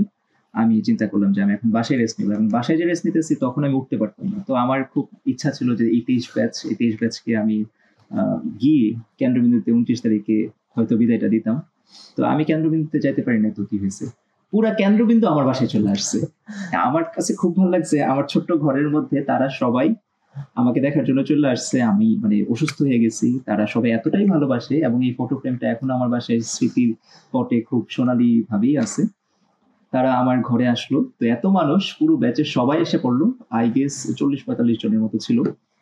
এখন ওই ছোট ঘরে তো জায়গা হয় না, তো আমার বাসায় উঠান, সেই উঠানের মধ্যে সবাইকে বসতে দিয়েছিলাম। তো এটা আমার লাইফে খুবই রিমার্কেবল ডে, যে মানে আমি যেতে পারি না তো কি হয়েছে, কেন্দ্রবিন্দু আমার কাছে চলে আসছে, ওরা কেবিয়ানরা সবাই চলে আসছে আর কি। দাদা, প্রশ্নটা হচ্ছে কেবিরি একজন স্টুডেন্টকে নিয়ে, কেবিরি একজন মেম্বারকে নিয়ে। শোভা হচ্ছে আমাদের কেবির 20 ব্যাচের শিক্ষার্থী। তো শোভার কথা পুরো বাংলাদেশেই জানে, শোভা এখন বর্তমানে বুয়েটে আছে। তো শোভার সাথে কেন্দ্রবিন্দুর যাত্রাটা কিরকম ছিল, কিংবা শোভার যাত্রায় কেন্দ্রবিন্দু কতটা সহায়তা করতে পেরেছিল? হ্যাঁ, এটার ব্যাপারে তো অনেক স্টোরি, ছোট্ট করে যদি বলি, তো আমি তখন 2018 সালে, আমি তখন ঢাকার বাসাতে। দেন আমাকে ফোন দিল হচ্ছে আবার আরেকজন আদর্শের জায়গায় আরেকজন ভাইয়া আছেন, শাহাদ ভাইয়া, প্রথম আলোর সাংবাদিক, আমাদের ব্রাউনবাড়ির প্রতিনিধি। তো শাহাদ ভাইয়া আমাকে ফোন দিল যে অমিত, একটা মেয়ে, তার হচ্ছে একটু ফিনান্সিয়ালি সমস্যা আছে, তো তোমাদের এখানে কি একটু ফ্রি পড়াতে পারবা কিনা? আমি বললাম যে মানে এটার জন্যই তো কেন্দ্রবিন্দুর যাত্রা, আমরা মানে তো চিন্তাই করি না যে পয়সা নিয়ে কাজ করব। তো মানে আমরা চাচ্ছিলামই যে এই ধরনের মানুষ যারা একটু হয়তো ফিনান্সিয়ালি ইনসলভেন্ট, তাদেরকে নিয়ে কাজ করি, তাদের সাথে একটু ইন্সপিরেশনের জায়গাটা তৈরি করি। তো তারপর হচ্ছে ভাইরা বললাম যে ভাইয়া ওরে পাঠায় দেন। আমরা সব ভাইরা তখন আমরা হচ্ছে একটা ফান্ড কালেক্ট করলাম, আমাদের সব ভাইদের একটা ক্লাস লেকচার পেমেন্ট বা এরকম কিছু। তখন আমরা সেখান থেকে দেখা গেল যে সব ভাইরা মিলে তখন স্টুডেন্টদের জন্য, যারা এরকম একটু ফিনান্সিয়ালি ইনসলভেন্ট ছিল, তাদেরকে বিভিন্নভাবে আমরা এরকম বৃত্তি দিতাম প্রতি মাসে। তো শোভাকে 2 বছর, শোভা যেদিন ফার্স্ট দিন আসলো, তো শোভার হচ্ছে চোখে খুব পাওয়ারফুল চশমা ছিল, ও ছোট থেকে একটু পুষ্টিজনিত সমস্যার কারণে চোখে একটু কম দেখা ছিল। তো আমি বললাম যে দেখো তোমার হইতেছে এই হচ্ছে আগামীকালের রুটিন, তুমি এই রুটিন গুলো দেখে তুমি এইভাবে ক্লাসে চলে আসো। তো কথা অনুযায়ী ওভাবে চলে আসলো। আর খুব ডিলিজেন্ট একজন পার্সন, খুবই অধ্যবসায়ী এবং খুবই পাঞ্চুয়াল একজন মানুষ। তো এরকম অনেকদিন দেখা গেছে যে শোভা দুপুরে যায়নি। তো আমি তো আর জানতাম না যে শোভা দুপুরে যায়নি, পরে জানতে পারছিলাম। তখন আমাদের কেন্দ্রবিন্দুর ম্যানেজার হিসেবে রাকেশ কিংবা বিকাশ ভাইয়া ছিল, রাকেশ ভাইয়া ছিল। হ্যাঁ, তো বিকাশ বলতেছে ভাইয়া এই শোভা তো যায় নাই, শোভা এখানে ছিল। তো কেন্দ্রবিন্দু লক করে আমরা চলে গেছিলাম। ও দেখা গেছে যে ওই সিঁড়িতে বসে সেরা ওই দুপুরের সময় পড়তেছিল, কারণ ও যে যাবে এবং যাওয়ার পরে ওইখানে কিছু একটা খাবে ওইটারও হয়তো ব্যাপার ছিল না। তো আমরা সবসময় চেষ্টা করতাম যে শোভার সাথে, শোভা ইনফ্যাক্ট যখন অ্যাডমিশনের সময় বিভিন্ন ভার্সিটিতে যাইতে হবে, রাজশাহীতে যেতে হবে, তো শোভা ফোন দিয়েছিল। আমি বললাম যে কোনো সমস্যা নেই।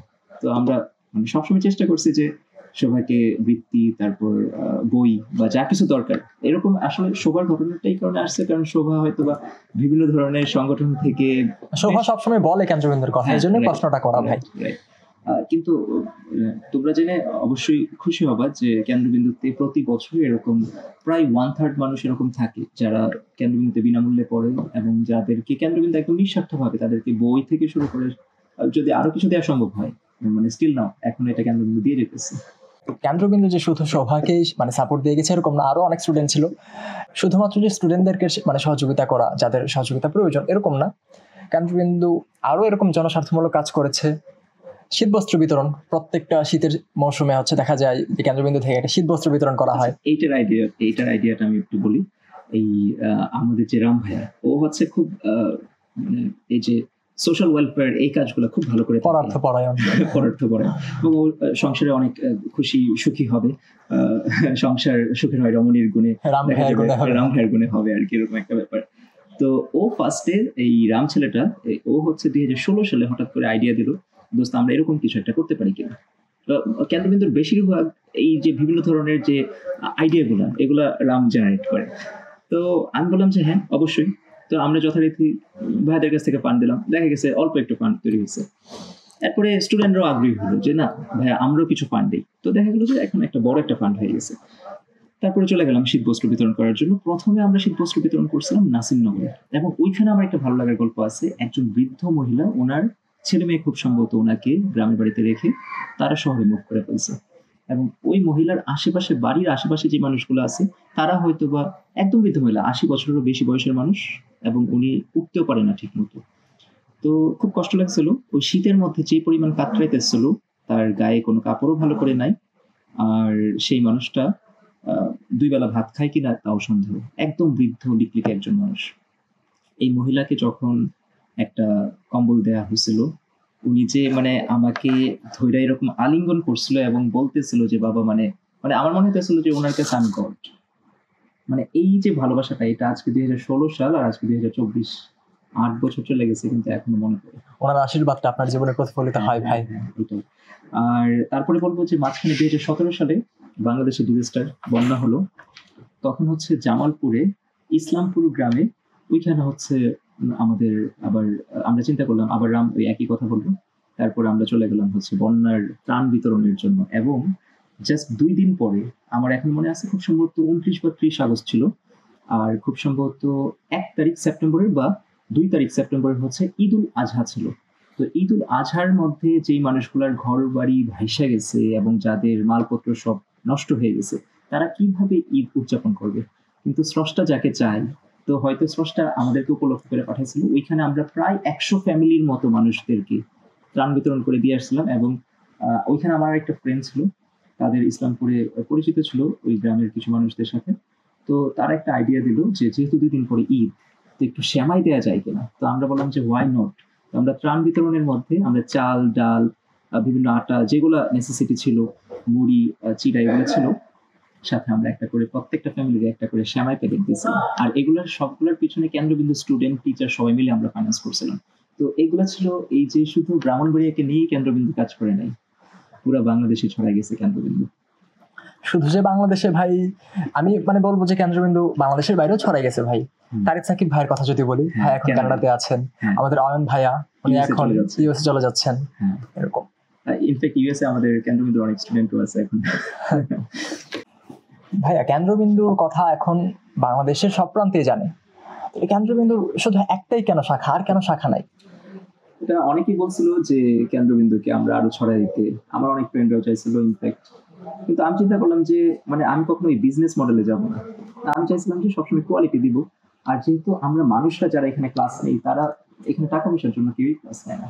যদি ক্লাস নেওয়ার থাকতো টাকা পয়সার জন্য তাহলে হয়তো বা দেশের আরো অনেক ভালো ভালো জায়গাগুলো ছিল, ঢাকা কেন্দ্রিক, চট্টগ্রাম কেন্দ্রিক, শাহজালাল, সিলেট কেন্দ্রিক এরকম ছিল। তো এই যে মানে ব্রাঞ্চ থাকলে কি হতো, তাহলে হয়তো এরকম চিন্তা করতাম যে আমাদের প্রফেশন, আমাদের কমার্শিয়ালিটির একটা চলে আসতো ব্যাপার, যে আমরা এখান থেকে কতটুকু রেভিনিউ আর্ন করবো, প্রফিট আর্ন করবো, টাকা পয়সার ব্যাপারে মাইন্ডসেট হয়ে যেত। এক্স্যাক্টলি। কিন্তু এখানে যারা ক্লাস নেয় তাদের ব্যাপারটা যদি বলি সেটা হচ্ছে মূলত 1.5 ঘন্টা করে ক্লাস নির্ধারণ করা থাকে, মানে কেউই 1.5 ঘন্টার ভিতরে ক্লাস শেষ করতে পারে না, তাও একটা ক্লাস। তো অন্যান্য জায়গায় দেখা গেছে 40-45 মিনিট বা 50 মিনিট পড়ানোর পরে শেষ, আজকের ক্লাস শেষ। আর এখানে দেখা গেছে একটা ক্লাস 1.5 ঘন্টা, মানে যেরকম আমি গতকাল ক্লাস নিয়েছিলাম খুব সুন্দর 3 ঘন্টা ব্যাপী একটা ক্লাস। তো আমার মানে কখনো এটা মাথায় আসে না যে আমি ব্রাঞ্চ আরো বেশি ম্যানিফেস্ট করব, আরো বেশি এটাকে ব্যবসায়িক মডেল বানাবো, এরকম মানে ব্যবসার চিন্তা কখনো আসে না আর কি। তো সেক্ষেত্রে এই জায়গায় আমাদের সফলতা যে আমরা মানে কেন্দ্রবিন্দুটাকে যেরকম চাইছিলাম 2014 সালে, 10 বছর আগে, এখন এই কেন্দ্রবিন্দুটা এরকম আছে। আরেকটা গল্প শেয়ার করি। ঢাকায় আমাদের স্টুডেন্টরা তো অ্যাডমিশনের সময় যায়, তো কোনো একটা কোচিংয়ে খুব সম্ভবত সে হচ্ছে ক্লাস করতেছিল, কেন্দ্রবিন্দু টি শার্ট পরে। তো কেন্দ্রবিন্দু টি শার্ট দেখে ঢাকার ওই ছেলেটা যে কিনা বুয়েটে পড়ে এবং সে কোনো ব্রাউনবাড়িয়ার সাথে অ্যাসোসিয়েটেড না, এবং সে কেন্দ্রবিন্দুকে ওই মানে ব্রাউনবাড়িয়ার থ্রুতে ওইভাবে চিনে না। আর যেহেতু আমি বললাম আগেই যে আমরা ব্যানার পোস্টার এগুলোতে বিশ্বাসী না, তো ওই ছেলেটা ওই ক্লাসের মধ্যে প্রায় 60-70 জন বসা, যে ক্লাস নিতেছিল টিচার, সে হচ্ছে ওই আমাদের কেবিয়ানদের যে টি শার্ট পরে গেছিল, তার কেন্দ্রবিন্দু টি শার্ট দেখে সেটা দৌড়ে ডাইস থেকে নিচে নামে এসে সেটা বলতেছে, আচ্ছা তুমি কেন্দ্রবিন্দু থেকে পড়ে আসছো? তো আমাদের যে কেবিয়ান সে একটু মানে একটু থতমত হয়ে গেছে যে আমার কিভাবে চেনে, বা কেন্দ্রবিন্দুর নাম কিভাবে জানে। তো সে পাল্টা প্রশ্ন করলো ভাইয়াকে, টিচারকে প্রশ্ন করলো যে আপনি কিভাবে কেন্দ্রবিন্দুর নাম? আরে কেন্দ্রবিন্দুর নাম চিনবো না, এটা কি পুরো বাংলাদেশি চিনবো। তো বুয়েটিয়ান ছিল, বাট মানে কেন্দ্রবিন্দুকে আমার থ্রুতে না, বা আমার কোনো বুয়েটের ছোট ভাই না, কিন্তু কেন্দ্রবিন্দুর এই যে ঘ্রাণটা সেও পাই গেছিল আর কি, এই যে ফুলের সৌরভ এটা সব জায়গায় ছড়াই গেছে। কেন্দ্রবিন্দুর এই 10 বছরের পথ চলা নিশ্চয়ই সুগম ছিল না। একদম। আমি এখন অ্যাজ এ টিচার আছি, মাঝে মধ্যে দেখা যায় অনেক বাধা আসে, তো ওই বাধাগুলা কিরকম ভাবে আপনি হ্যান্ডেল করতেন ভাই? এটার পেছনে ইন্সপিরেশন ছিল আসলে স্টুডেন্টরা। তো স্টুডেন্টরা কেন্দ্রবিন্দুকে প্রচুর ভালোবাসে, আশা রাখি ভালোবাসবে। তো তাদের কাছে যখন যেতাম না, তখন এনার্জিটা ফিল হইতো যে তারা কেন্দ্রবিন্দুকে অনেক ভালোবাসে। এখন আশেপাশে থেকে অনেক মানুষ অনেক কিছু বলতো যে হ্যাঁ দেখ, তারা ঢাকা থেকে আসছে, তারা এখানে পয়সা কামাইতে আসছে, কিংবা তাদের হয়তো বা অন্য মোটিভ আছে, বা সামহাও অনেকে এরকমও কমেন্ট করতো যে দেখ ঢাকায় আসলে কি বুয়েটিয়ানরাই পড়ায়, বুয়েটের স্টুডেন্টরা এত সময় আছে যে এখানে আইসা সেটা ক্লাস নিবে, এরকম কিছু বিভিন্ন ধরনের এরকম কটূক্তি শুনতাম। কিন্তু দিন শেষে আমার কাছে যেটা মনে হতো যে মানে আমি যাদেরকে নিয়ে কাজ করতেছি, স্টুডেন্টরা কি আসলে ওই সার্ভিসটা পাইতেছে কিনা, এটা হচ্ছে কথা। তো দেখা যেত যে স্টুডেন্টরা সবসময় স্যাটিসফাইড থাকতো, আর স্টুডেন্টদের গার্ডিয়ান তারা সবসময় বলতো যে বাবা মানে তোমরা 19টাও শুরু করো। ইনফ্যাক্ট আমার কাছে এখনো 19-এর জন্য অনেক রিকোয়েস্ট আসে, বলে যে মানে শুধু এইচএসসি তে কেন, 9-এ তো তাদের সায়েন্সের এই যে চুজের একটা ব্যাপার থাকে, সাবজেক্ট চয়েস, তোমরা 9 থেকেই শুরু করো। তো গার্ডিয়ানরা আসলে অনেক বেশি হ্যাপি। আর ওই যে কথাটা বললাম যে স্টুডেন্ট তাহলে এখন কেন্দ্রবিন্দুর ব্যানার নাই, তাহলে কিভাবে আসে? কারণ ওই যে আগে আমাদের যে কেবিয়ানরা ছিল তারা তাদের থ্রুতে আসে, হয়তো তাদের ফ্রেন্ডদের থ্রুতে আসে, এইভাবে কেন্দ্রবিন্দু এখনো ঠিক আছে। ভাই এই যে বলেন অনেক কটূক্তি শুনতে হয় যে আসলে কি বুয়েটিয়ান কিনা, নিজের লেখাপড়া করতেছে কিনা। তো দর্শকদের উদ্দেশ্যে একটু বলি, অমিত ভাইয়া ওনার বুয়েট লাইফ সফল করে এখন বিসিএস এর পথে পা বাড়িয়েছেন, এবং সেই পথেও ভাইয়ের হাতে সোনা ফলেছে। ভাই এখন একজন বিসিএস ক্যাডার, পরিবার পরিকল্পনা কর্মকর্তা। তো ভাই বিসিএস সম্পর্কে যদি কিছু বলতেন, যে আপনার এই বিসিএস এর পথ চলা বা বিসিএস এর আগে কিংবা পরে কেন্দ্রবিন্দুর সাথে এখন আপনার সম্পর্কটা কিরকম হতে যাচ্ছে? হ্যাঁ, ডেফিনেটলি এই যে এটা একটা নতুন একটা জীবন শুরু বা নতুন একটা দায়িত্ব যে আমাদেরকে মানে দেশ সবসময় আমাদেরকে দিয়ে গেছে। যেরকম আমি ছোটবেলায় অন্যদের স্কুলে পড়তাম, তো অন্যদের স্কুলে আমি বেতন দিতাম খুব সম্ভবত 12 টাকা বা 15 টাকা এরকম একটা আমাদের বেতন টাইমে ছিল। 30 টাকার মতো ছিল। আচ্ছা, তো আমাদের সময় 12 বা 15 টাকা এরকম একটা কিছু ছিল, যতদূর মনে পড়ে। তারপরে আমি কলেজ লাইফে হয়তো বা প্রাইভেট কলেজে পড়লাম, কিন্তু ভার্সিটিতে গিয়ে আমাদের গভর্নমেন্ট কিন্তু এক একটা স্টুডেন্টের পিছনে বুয়েটের বলা যায় প্রায় 1 লক্ষ টাকা প্রতি মাসে খরচ করতেছে। কারণ যে ডিপার্টমেন্টের টিচারদের, তারপর ল্যাবের ফ্যাসিলিটি, তারপর ক্যাম্পাস, তারপর হচ্ছে হল ফ্যাসিলিটি সব মিলিয়ে। তো আমরা তো সবসময় বাংলাদেশের জনগণের কাছ থেকে এই টাকাগুলো কোথা থেকে আসে? এই টাকাগুলো সেই ভিক্ষুকের টাকা, যারা কিনা 2 টাকা ভিক্ষা করলে ওইখান থেকে কিন্তু ওই যে সে লবণ কিনতে গেলে ভ্যাট দেয়, ভ্যাট দেয়, হ্যাঁ। এই যে মূল্য সংযোজন দিতেছে। তারপরে এই যে গরিব মানুষ বা হাজারো কৃষক যারা ঘাম দিয়ে এই ফসল ফলাইতেছে, তাদের টাকা দিয়ে আমরা বড় হইতেছি। তো ওইখান থেকে আমার মাথায় চিন্তা আসছিল যে তাদের জন্য কি কিছু করা যায় কিনা, যাদের টাকা দিয়ে আমি পড়ালেখা করছি, যারা আমাকে এত বছর ধরে প্রতিপালন করছে, লালন পালন করছে, আমার মা বাবা সহ, তাদের জন্য তো আমার লায়াবিলিটি, দেশের প্রতি একটা রেসপন্সিবিলিটি, দায়িত্ব দেশের আছে। প্রতি দায়িত্ব আছে। তো সেখান থেকে হয়তো বা বুয়েট থেকে আমার চলে যাওয়ার একটা ইচ্ছা ছিল দেশের বাইরে, কিন্তু চিন্তা করলাম যে মানে যদি চলে যায় তাহলে মানে এইখানে থেকে যেভাবে দেশকে সার্ভিস দেওয়া যাবে, দেশের বাইরে গেলে যতই যে বলুক না কেন যে আমি দেশের বাইরে গিয়ে পড়ালেখা শেষ করে আবার ফিরে আসবো, দেশের মানুষকে একদম মানে উন্নতি করে, উন্নয়ন করে। আপনার তো স্কলারশিপ এসেছিল ভাই। এক্স্যাক্টলি, গত বছরে স্কলারশিপ এসেছিল 2টা ইউনিভার্সিটি থেকে, কিন্তু যখন হঠাৎ করে বিসিএস এর এই যে 3 আগস্টে যখন 31তম বিসিএস এর রেজাল্টটা দেয়, তখন যখন এরার সার্ভিসে চলে আসে, তখন চিন্তা করলাম যে না, তাহলে হয়তো দেশকে সামনে থেকে সার্ভিস দেওয়ার সুযোগ হয়ে গেছে। এক্স্যাক্টলি এটাই বিসিএস এর জার্নিটা ছিল। কেন্দ্রবিন্দু যে ভাইয়া শুধুমাত্র একাডেমিক পড়ালেখার প্রতি জোর দেয় এরকম না, কালচারাল বিভিন্ন প্রোগ্রাম কিংবা এক্সট্রা কারিকুলার যত অ্যাক্টিভিটিস আছে, বার্ষিক খেলার আয়োজন, দাবা খেলার আয়োজন, ইনডোর গেমস, আউটডোর গেমস কিংবা শিক্ষা সফর, সবগুলোতেই কেন্দ্রবিন্দু তার অবদান Debate, রেখেছিলেন। হ্যাঁ, ডিবেট প্রোগ্রাম। তো ভাই এই স্টোরিগুলা নিয়ে যদি কিছু বলতেন। এই শিক্ষা সফরের ব্যাপারটা মনে আসে যে মানে হঠাৎ করে প্ল্যান হলো 2017 সালে, খুব সম্ভবত ফার্স্ট টাইম। তখন প্ল্যান হলো যে আচ্ছা, স্টুডেন্টরা মানে আমার কিভাবে বুয়েটে পড়ার একটা ইন্সপিরেশন চাইছিল। আমি চিন্তা করছিলাম যে যেহেতু আমি বুয়েটে পড়বো, তার মানে আগে থেকে আমি বুয়েটের ক্যাম্পাসটাকে একটু দেখি, নিজে যেতাম। তো আমি প্রায়ই কলেজ ছুটি হলে বা যখনই ফ্রি টাইম পাইতাম, শুক্রবারে বা যে কোনো দিন, তখন আমি চলে যেতাম বুয়েটের ক্যাম্পাসে। বুয়েটের ক্যাম্পাসে কি ওই লাল বিল্ডিং বা ওই যে ইএমই দেখলে বিল্ডিং একটা আগ্রহ জাগে। ওই বেঞ্চগুলোতে বসে আমি ক্লাস করবো, এই জিনিসটা চিন্তা আসতো। তো আমি যখন ব্রাউনবাড়িয়াতে কেন্দ্রবিন্দুতে যখন পড়াইতেছিলাম, তখন চিন্তা করলাম যে শিক্ষা সফরে ওই সিলেট নিয়ে যাওয়া যায়, চট্টগ্রাম নিয়ে যাওয়া যায়, ওগুলো তো সবাই নিয়ে যায়, কিন্তু এছাড়া তাদেরকে যদি কোনোভাবে বুয়েটে কিংবা এই যে মেডিকেল ঢাকা ইউনিভার্সিটির ক্যাম্পাসগুলো ঘোরানো যায়, তখন তো তারা ওই যে ক্যাম্পাসটা দেখে আসার পরে তাদের ইচ্ছাটা আরো বেশি জায়গা যাবে। তো ওইখান থেকেই শিক্ষা সফরে আমাদের সব ভাইরা মিলে স্টুডেন্টদেরকে নিয়ে আমরা হচ্ছে প্রতি বছরে শিক্ষা সফরে যেতাম। তো ওই সময় কোভিডের আগে বুয়েট, মেডিকেল, ঢাকা ইউনিভার্সিটি, তিনটা যেহেতু পাশাপাশি, এই তিনটাতে যেতাম। এবং বাংলাদেশের সবচেয়ে সুন্দর যে ক্যাম্পাস, তুই যেখানে পড়িস, জাহাঙ্গীরনগর ইউনিভার্সিটিতে আমাদের লাস্টে যাইতাম। তো বুয়েট মেডিকেল ঢাকা ভার্সিটি আগে ঘুরে এসে জাহাঙ্গীরনগর ইউনিভার্সিটি এই কারণে যেতাম, কারণ জাহাঙ্গীরনগর ভার্সিটি যদি আগে ঘুরে ফেলতো তাহলে বুয়েট মেডিকেল এসে হয়তো ভালো লাগতো না। তো এই শিক্ষা সফরের মাধ্যমে স্টুডেন্টদেরকে প্রচুর মোটিভেশন দেওয়া যেত যে এই যে তুমি এই ক্যাম্পাসে পড়ে আসছো, এই ক্যাম্পাসটা তোমার হতে পারে এই একদিন। তোমার হতে পারে। এক্স্যাক্টলি, ওইটাই শিক্ষা সফরের গল্পটা ছিল। ভাই কেন্দ্রবিন্দুতে আপনার 5,000-এরও বেশি ক্লাস কিংবা আরো অনেক বেশি ক্লাস। ভাই যদি এরকম কোনো একটা ক্লাসের ঘটনা শেয়ার করতেন, ক্লাসের কোনো একটা ভালো লাগার ঘটনা কিংবা খারাপ লাগার ঘটনা কিংবা যে কোনো একটা ঘটনা যেটা এই মুহূর্তে আপনার মনে আসতেছে।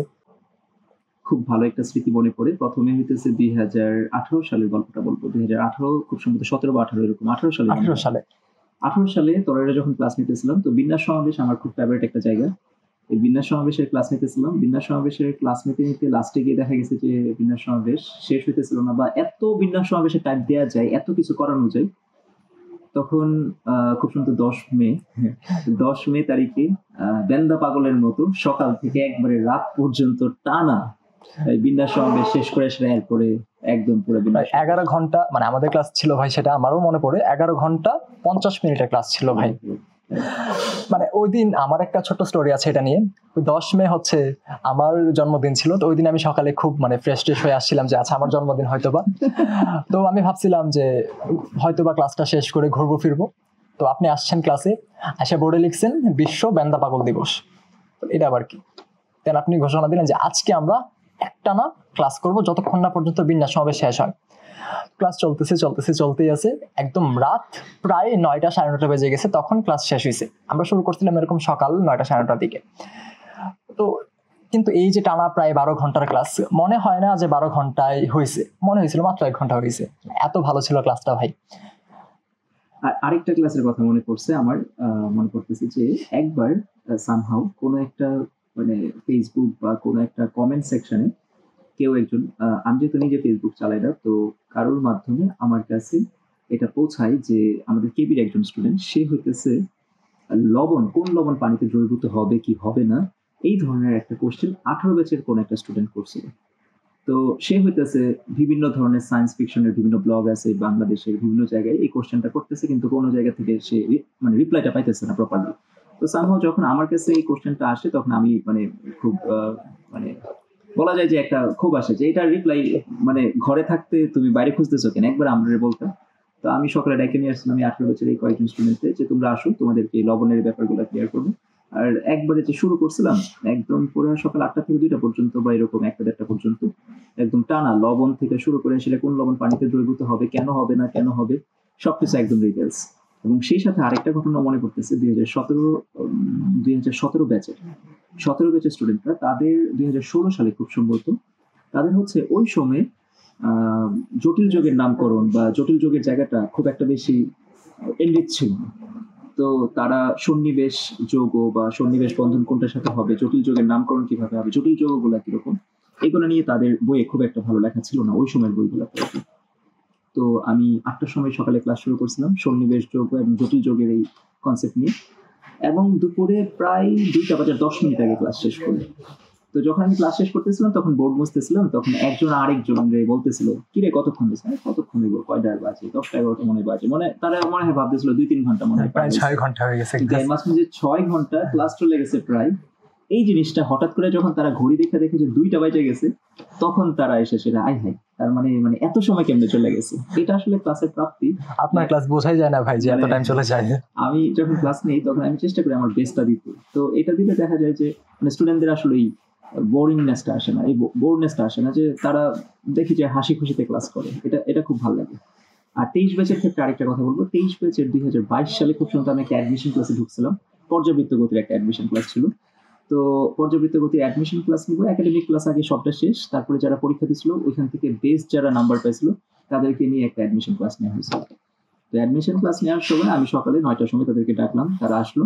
আমি নিজেও জানতাম না ক্লাসটা কতটাই শেষ হবে, 9টায় শুরু করছিলাম, তাদেরকে রাতে জাস্ট 10টার দিকে নিয়ে ক্লাস শেষ করছিলাম। আর মাঝখানে 13 ঘন্টা, প্রায় 13 ঘন্টা, আর মাঝখানে লাঞ্চ ব্রেক খুব সুন্দর 45 মিনিটের মতো নামাজের বিরতি লাঞ্চ ব্রেক দিয়েছিলাম। তো এগুলো হইতেছে ক্লাসের এখন মনে পড়তেছে যে স্টোরিগুলো, যে আমার এই 12 ঘন্টা 13 ঘন্টার রেকর্ড এইটা।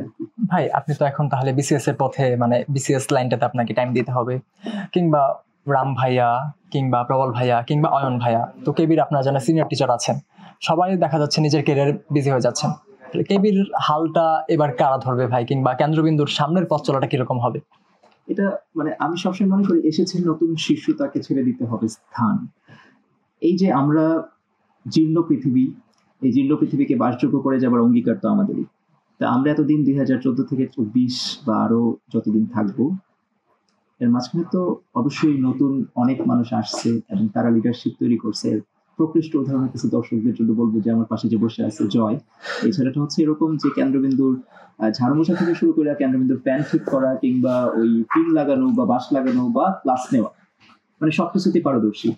তো এরকম আসলে কেন্দ্রবিন্দুতে ডেডিকেটেড সোল গুলো আছে। ইনফ্যাক্ট আরো নতুন যারা আসতেছে 23 বছর থেকে বা আরো ভবিষ্যতে যারা আসবে, তারা হয়তো এখন এই লিডারশিপে আসতে হবে। আমরা এখন আস্তে আস্তে হয়তো বা অন্য কিছুতে ব্যস্ত হয়ে যাব, এই পড়ালেখার জগৎটাতে হয়তো বা আমরা কতটুকু বিচরণ করতে পারবো জানি না, কারণ এখন জব লাইফে যেতে হবে, এটা খুব স্বাভাবিক। এখন নতুনদের কাছ থেকে এই লিডারশিপটা আসবে, এটাই আমরা আশা রাখি। ভাই কেন্দ্রবিন্দুর আজ 10 বছর পূর্তি, এই 10 বছরে কেন্দ্রবিন্দুতে কি কি পরিবর্তন এসেছে বলে আপনি মনে করেন? ওই প্রথম দিন আমরা শুরু করলাম 3 জনের জার্নি নিয়ে, আর এখন মনে হয় কেন্দ্রবিন্দু স্টুডেন্ট প্রায় আই গেস মানে সব মিলিয়ে 2014 থেকে যদি 24 পর্যন্ত চিন্তা করি তাহলে প্রায় 5000 প্লাস তো হবে, মাস্ট বি 5000 প্লাস হবে। আর যদি তাদের সাথে যদি আমি চিন্তা করি যে প্রত্যেকটা ফ্যামিলিতে 4 জন করে গড়পড়তে মেম্বার থাকে, তাহলে ব্রাউনবাড়িয়াতে 20,000-25,000 মানুষের কাছে কেন্দ্রবিন্দু পৌঁছায় গেছে। আর যদি সঠিক করে বলি তাহলে আরো বেশি হবে, লাখখানেক মানুষের কাছে। যেমন ভাই আমার ডিপার্টমেন্টে আমার ক্যাম্পাসে আমার ফ্রেন্ড আছে 40-42 জন এরকম, সবাই তারা হচ্ছে কেন্দ্রবিন্দুর কথা জানে। এরকম যদি চিন্তা করি তাহলে ভাই সংখ্যাটা অনেক বেশি। অনেক বেশি, অনেক বেশি। ভাই কেন্দ্রবিন্দুর এই 10 বছর পূর্তি আজ, আপনি কেন্দ্রবিন্দুকে মানে আগামী 10 বছর পরে কোথায় দেখতে চান? এই যে পুরো বাংলাদেশ না পুরো পৃথিবীতে ছড়ায় যাবে। আর এই কেন্দ্রবিন্দুর জন্য সবসময় কেন্দ্রবিন্দুতে যারা আছে তারা যেন সবসময় কেন্দ্রবিন্দুতেই থাকে, এবং তারা আসলে যে মোটোটা নিয়ে কেন্দ্রবিন্দু শুরু করছে, যারা কেন্দ্রবিন্দুর সাথে এখন আছে ভবিষ্যতে থাকবে, তাদের জন্য মোটোটা সবসময় একরকম থাকে।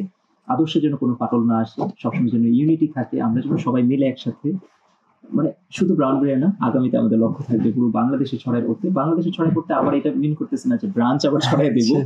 এর মানেটা হচ্ছে এরকম যে প্রত্যেকটা ক্যাম্পাসে, হ্যাঁ আরেকটা মজার ব্যাপার বলি, যে এখন যদি কেউ ব্রাউনবাড়িয়ার আমাদের কেবিয়ান বা নন কেবিয়ান যেই হোক না কেন, সে যদি চায় যে কোনো একটা ভার্সিটিতে যাবে এবং সেই ভার্সিটিতে গিয়ে অ্যাডমিশনের টাইমে হেল্প নেবে, তো কেন্দ্রবিন্দুর প্রত্যেকটা ভার্সিটিতে কেন্দ্রবিন্দুর স্টুডেন্টরা ছড়াই গেছে। তো এখন দেখা গেছে যে যেরকম কয়েকদিন আগে অ্যাডমিশনের সময় 23 ব্যাচের, তো তারা হচ্ছে জাহাঙ্গীরনগর ইউনিভার্সিটি থেকে পরীক্ষা দিবে। তো কোথায় থাকবে, কি করবে না করবে, তো আমাদের সামনে যে ভাইটা বসে রয়েছে সে তার নিজের রুম টুম দিয়ে দিছে, ওইখানে গিয়ে সেটা একদম আরামসে। তো এই সাপোর্টটা আমাদের সময় ব্রাউনবাড়িয়া থেকে আমরা পাইছিলাম না।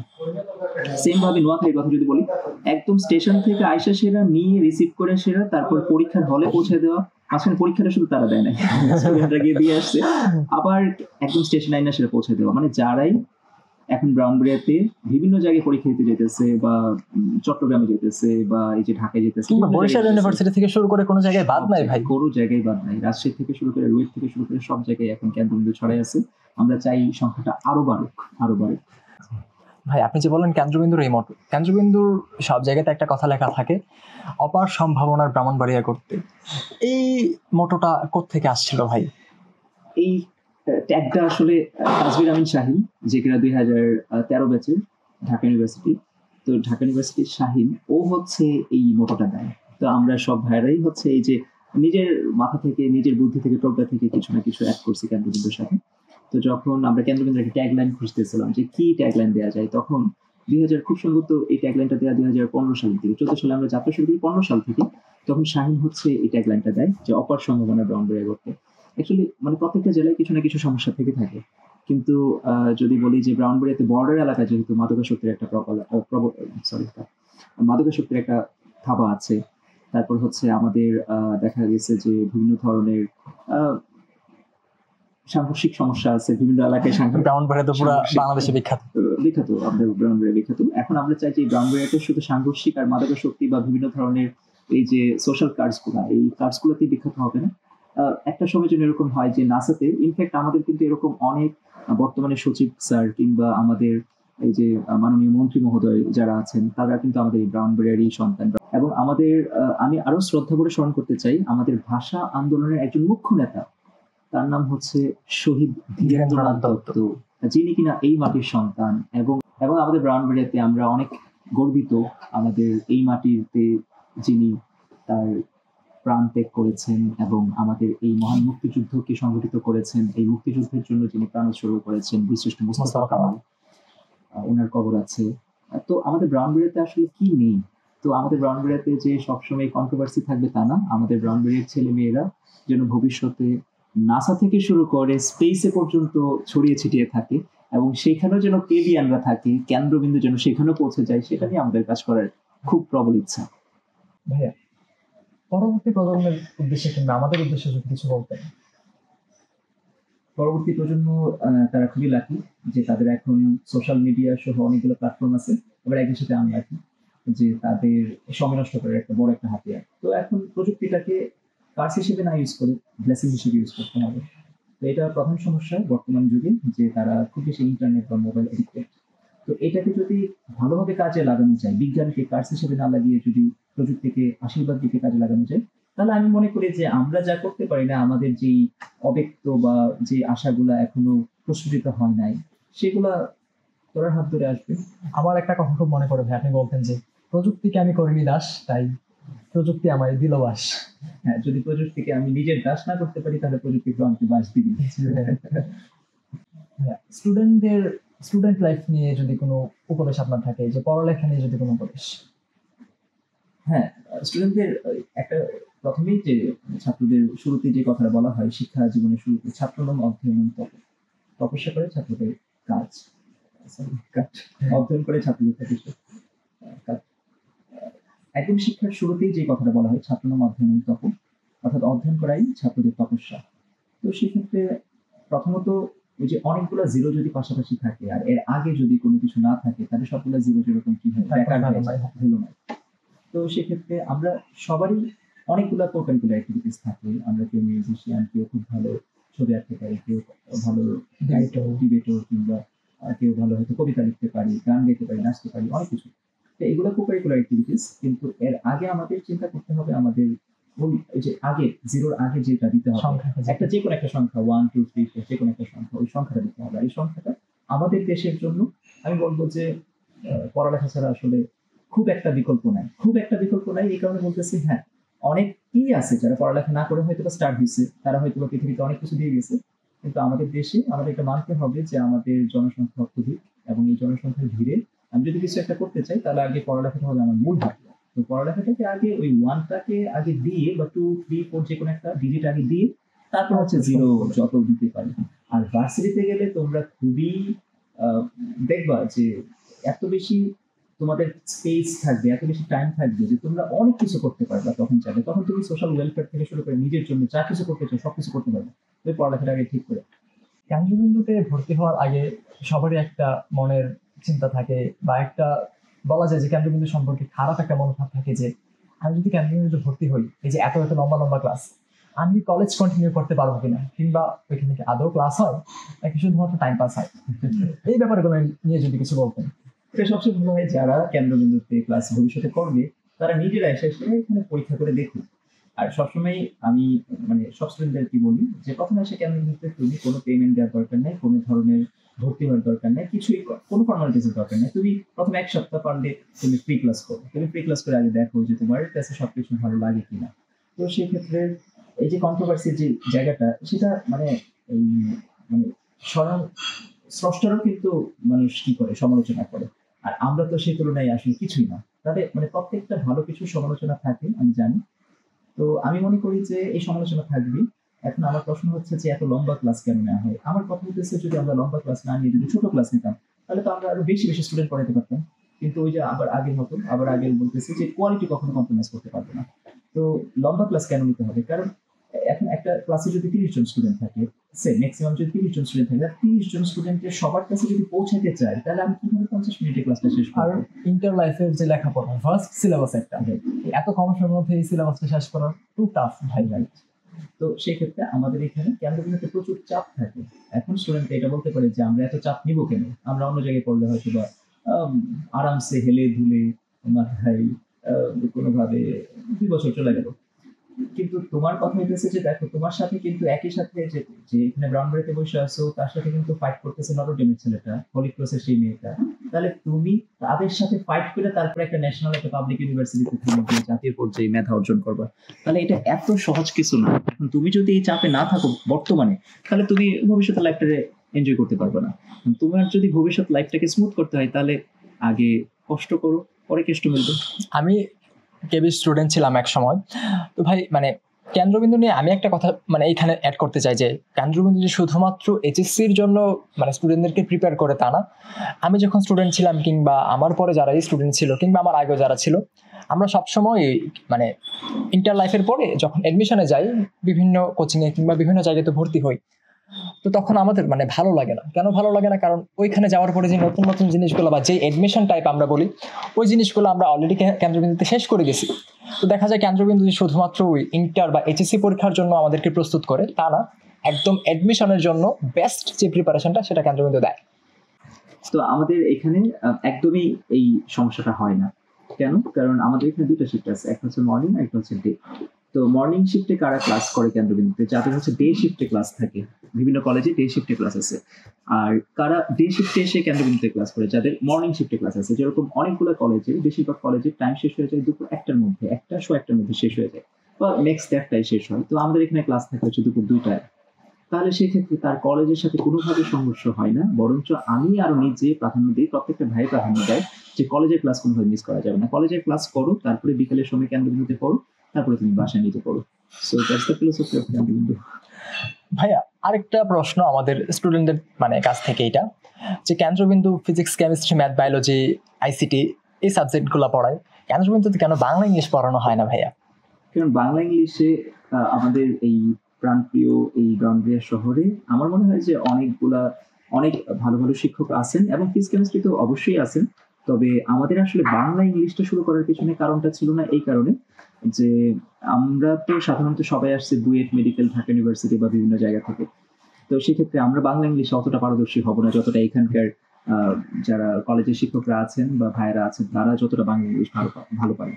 আর আমি আগে বলছিলাম যেখানে পারফেকশন আসবে না সেখানে আসলে কেন্দ্রবিন্দু যাত্রা কেন্দ্রবিন্দু কখনো কোয়ালিটি নিয়ে কম্প্রোমাইজ করে না। হ্যাঁ, সেটাই। তো সেক্ষেত্রে আমি মনে করি যে বাংলা ইংলিশ আমাদের আসলে এই দক্ষতার বাইরে, মানে যতটা এখানে তারা ভালো পায়। তো সেক্ষেত্রে আমি সবসময় তাদেরকে রেসপেক্ট রেখে বলতেছি, তোমরা যারা বাংলা ইংলিশ পড়তেছো তারা মানে যে টিচাররা পড়ান তারা খুবই ভালো পড়ান, এবং ওনাদেরকেও বলবো যে টিচারদেরকে বলবো যে ওনারাও যেন এরকম স্বপ্ন দেখায় যে তাদের মধ্যে অনেকেই কিন্তু বিভিন্ন পাবলিক ইউনিভার্সিটি স্টুডেন্ট, সো ওনারও এরকম স্বপ্ন দেখাবে। তো একজন স্টুডেন্ট যখন সবসময় এই স্বপ্নের মধ্যে ডুবে থাকবে তার কাছে আলটিমেটলি জাগরণ হবে যে না, আমিও ওই পাবলিক ইউনিভার্সিটিতে যাই। ভাই আমাদের সবার মনে এরকম একটা প্রশ্ন থাকে যে পাবলিক ইউনিভার্সিটি কি সব কিনা, তো আদতে কি পাবলিক ইউনিভার্সিটি সবকিছু? একদমই না। পাবলিক ইউনিভার্সিটি থেকে পড়ে সেরা অনেকেই ডেসপারেট। অনেকেই আমার এরকম ফ্রেন্ডরা আছে, আমার নিজের পরিচিত জুনিয়র বা সিনিয়র আছে যারা কিনা প্রাইভেট ইউনিভার্সিটি থেকে পড়ছে, এবং তারা এখন অনেক well established. In fact private university থেকে পড়ে এরকম নাসার বিভিন্ন কম্পিটিশনে গেছে, তারপর হচ্ছে ইন্টারন্যাশনাল কন্টেস্ট, বিভিন্ন ধরনের কন্টেস্টে গেছে। শুধু প্রাইভেট ইউনিভার্সিটি তাও তো না ভাই, ন্যাশনাল ইউনিভার্সিটি। ন্যাশনাল ইউনিভার্সিটি, তো ন্যাশনাল ইউনিভার্সিটি থেকে অনেকে একদম পুরা গ্রাম থেকে পড়ছে, কিন্তু তারা দেখা গেছে যে একদম জাতীয় পর্যায়ে বলি, আন্তর্জাতিক পর্যায়ে বলি, সব জায়গায় অনেকেই ভালো করছে। তাহলে পড়ালেখাটা আসলে ইনস্টিটিউট ম্যাটার করে না, পড়ালেখাটা আসলে ম্যাটার করে নিজের। আমি কোথা থেকে আমি কেমনে নিজের ডেভেলপ করতেছি এটা হচ্ছে কথা। এখন আমি বুয়েটে গেলে হ্যাঁ একটা ফ্যাসিলিটি পাবো বাংলাদেশের যদি বলি যে বুয়েটে গেলে হয়তোবা ওইখানে আরো ওই যে 1200 জন বা 100-1300 মানুষের মধ্যে আমি হয়তোবা তাদেরকে পাবো যারা হইতেছে বিভিন্ন জায়গা থেকে তাদের বেস্টটা ট্রাই করে আসছে। তো একটা কমিউনিটি তৈরি হয়, যেটা ন্যাশনাল ইউনিভার্সিটিতে একটু চ্যালেঞ্জিং। আমি বলতেছি চ্যালেঞ্জিং, নট ইম্পসিবল। এটা বলা যাবে না, পসিবল, সবকিছু পসিবল। ইনফ্যাক্ট প্রাইভেট ইউনিভার্সিটির ছেলেমেয়েরা অনেক দুর্দান্ত ভালো ভালো কাজ করতেছে। তাহলে পাবলিক প্রাইভেট নিয়ে কোনো ধরনের মতানৈক্য থাকা আমার মনে হয় উচিত হবে না। ইনফ্যাক্ট এই যে ন্যাশনাল ইউনিভার্সিটি, আমি কি তুমি কলেজে পড়ি নাকি সরকারি কলেজে, ব্রাউনবিহার সরকারি কলেজে পড়ি নাকি আমি বুয়েটে পড়ি না ডিউতে পড়ি, ভাই এগুলা জাস্ট 4 বছরের একটা মোহ জাস্ট। এই 4 বছরের মোহ কেটে যাবে, 5 বছরের মোহ কেটে যাবে, তারপর দেখা যাবে সবাই আমরা জেনারেল করি। তো এই ব্যাপারটা নিয়ে ভাই আমার একটা কথা খুব মনে পড়ে, আমাদের অন্যদা স্কুলের অর্জুন স্যার আমাকে কথাটা বলেছিলেন যে বাঘ যদি বনে থাকে তাহলেও সে বাঘ, সে যদি খাঁচায় বন্দি থাকে তাহলেও সে বাঘ। তো বাঘ থেকে বের হয়ে আসতেছে, সে কি বন থেকে বের হয়ে আসতেছে নাকি খাঁচা থেকে বের হয়ে আসতেছে সেটা ম্যাটার করে না, খুবই ভালো, সে বাঘ সে বাঘ। অনেক ধন্যবাদ দাদা আমাদেরকে এই সময়টা দেওয়ার জন্য, কিংবা আমাকে এই সুযোগটা দেওয়ার জন্য যে আমি আপনার সাক্ষাৎকার নিতে পেরেছি। দাদা যদি আর কিছু বলে আপনি আমাদের আজকের এই পডকাস্ট শেষ করতে চান, আমি চাই যে আপনার ভাষ্য দ্বারা আজকের এই পডকাস্ট শেষ হোক। সেক্ষেত্রে আমি বলবো যে অনেক অনেক ধন্যবাদ জয়কে এবং এই পুরো কেন্দ্রবিন্দু টিমকে যারা এই সাক্ষাৎকারের পিছনে নির্লস খেটে যাচ্ছে বা কাজ করে যাচ্ছে, যারা হচ্ছে এখন পর্যন্ত এই যে 2014 সাল থেকে 24 এই যাত্রায় কেন্দ্রবিন্দুর সাথে ছিল, আছে এবং থাকবে। আমি সব ভাইয়া আপুদেরকে রেসপেক্ট রেখে সবাইকে আবার আমার অন্তঃস্থল থেকে ভালোবাসা। 2014 থেকে 2024 এই 10 বছর পূর্তি উপলক্ষে কেন্দ্রবিন্দুকে যারা ভালোবেসেছিল এতদিন ধরে এবং ভালোবেসে যাচ্ছে এবং ভালোবেসে যাবে, যারা কেন্দ্রবিন্দুর পাশে ছিল, আছে এবং থাকবে, যাদেরকে নিয়ে কেন্দ্রবিন্দু স্বপ্ন দেখেছিল, স্বপ্ন দেখে এবং স্বপ্ন দেখবে, তাদের সবাইকে আন্তরিকভাবে ধন্যবাদ জানাতে চাই। আর একই সাথে আমরা একটা এই কোটেশনটা দিয়ে শেষ করতে চাই। অ এবং আ তারা কেবল বর্ণমালাতেই পাশাপাশি বসে, অ এবং আ তারা কেবল বর্ণমালাতেই পাশাপাশি বসে, কিন্তু যদি অতে অর্জন বলি আর আতে আরাম বলি, এই দুইটা কখনো পাশাপাশি বসে না। তো সবাইকে ধন্যবাদ, সবাই ভালো থাকো, সুস্থ থাকো, থ্যাংক ইউ। ধন্যবাদ সবাইকে।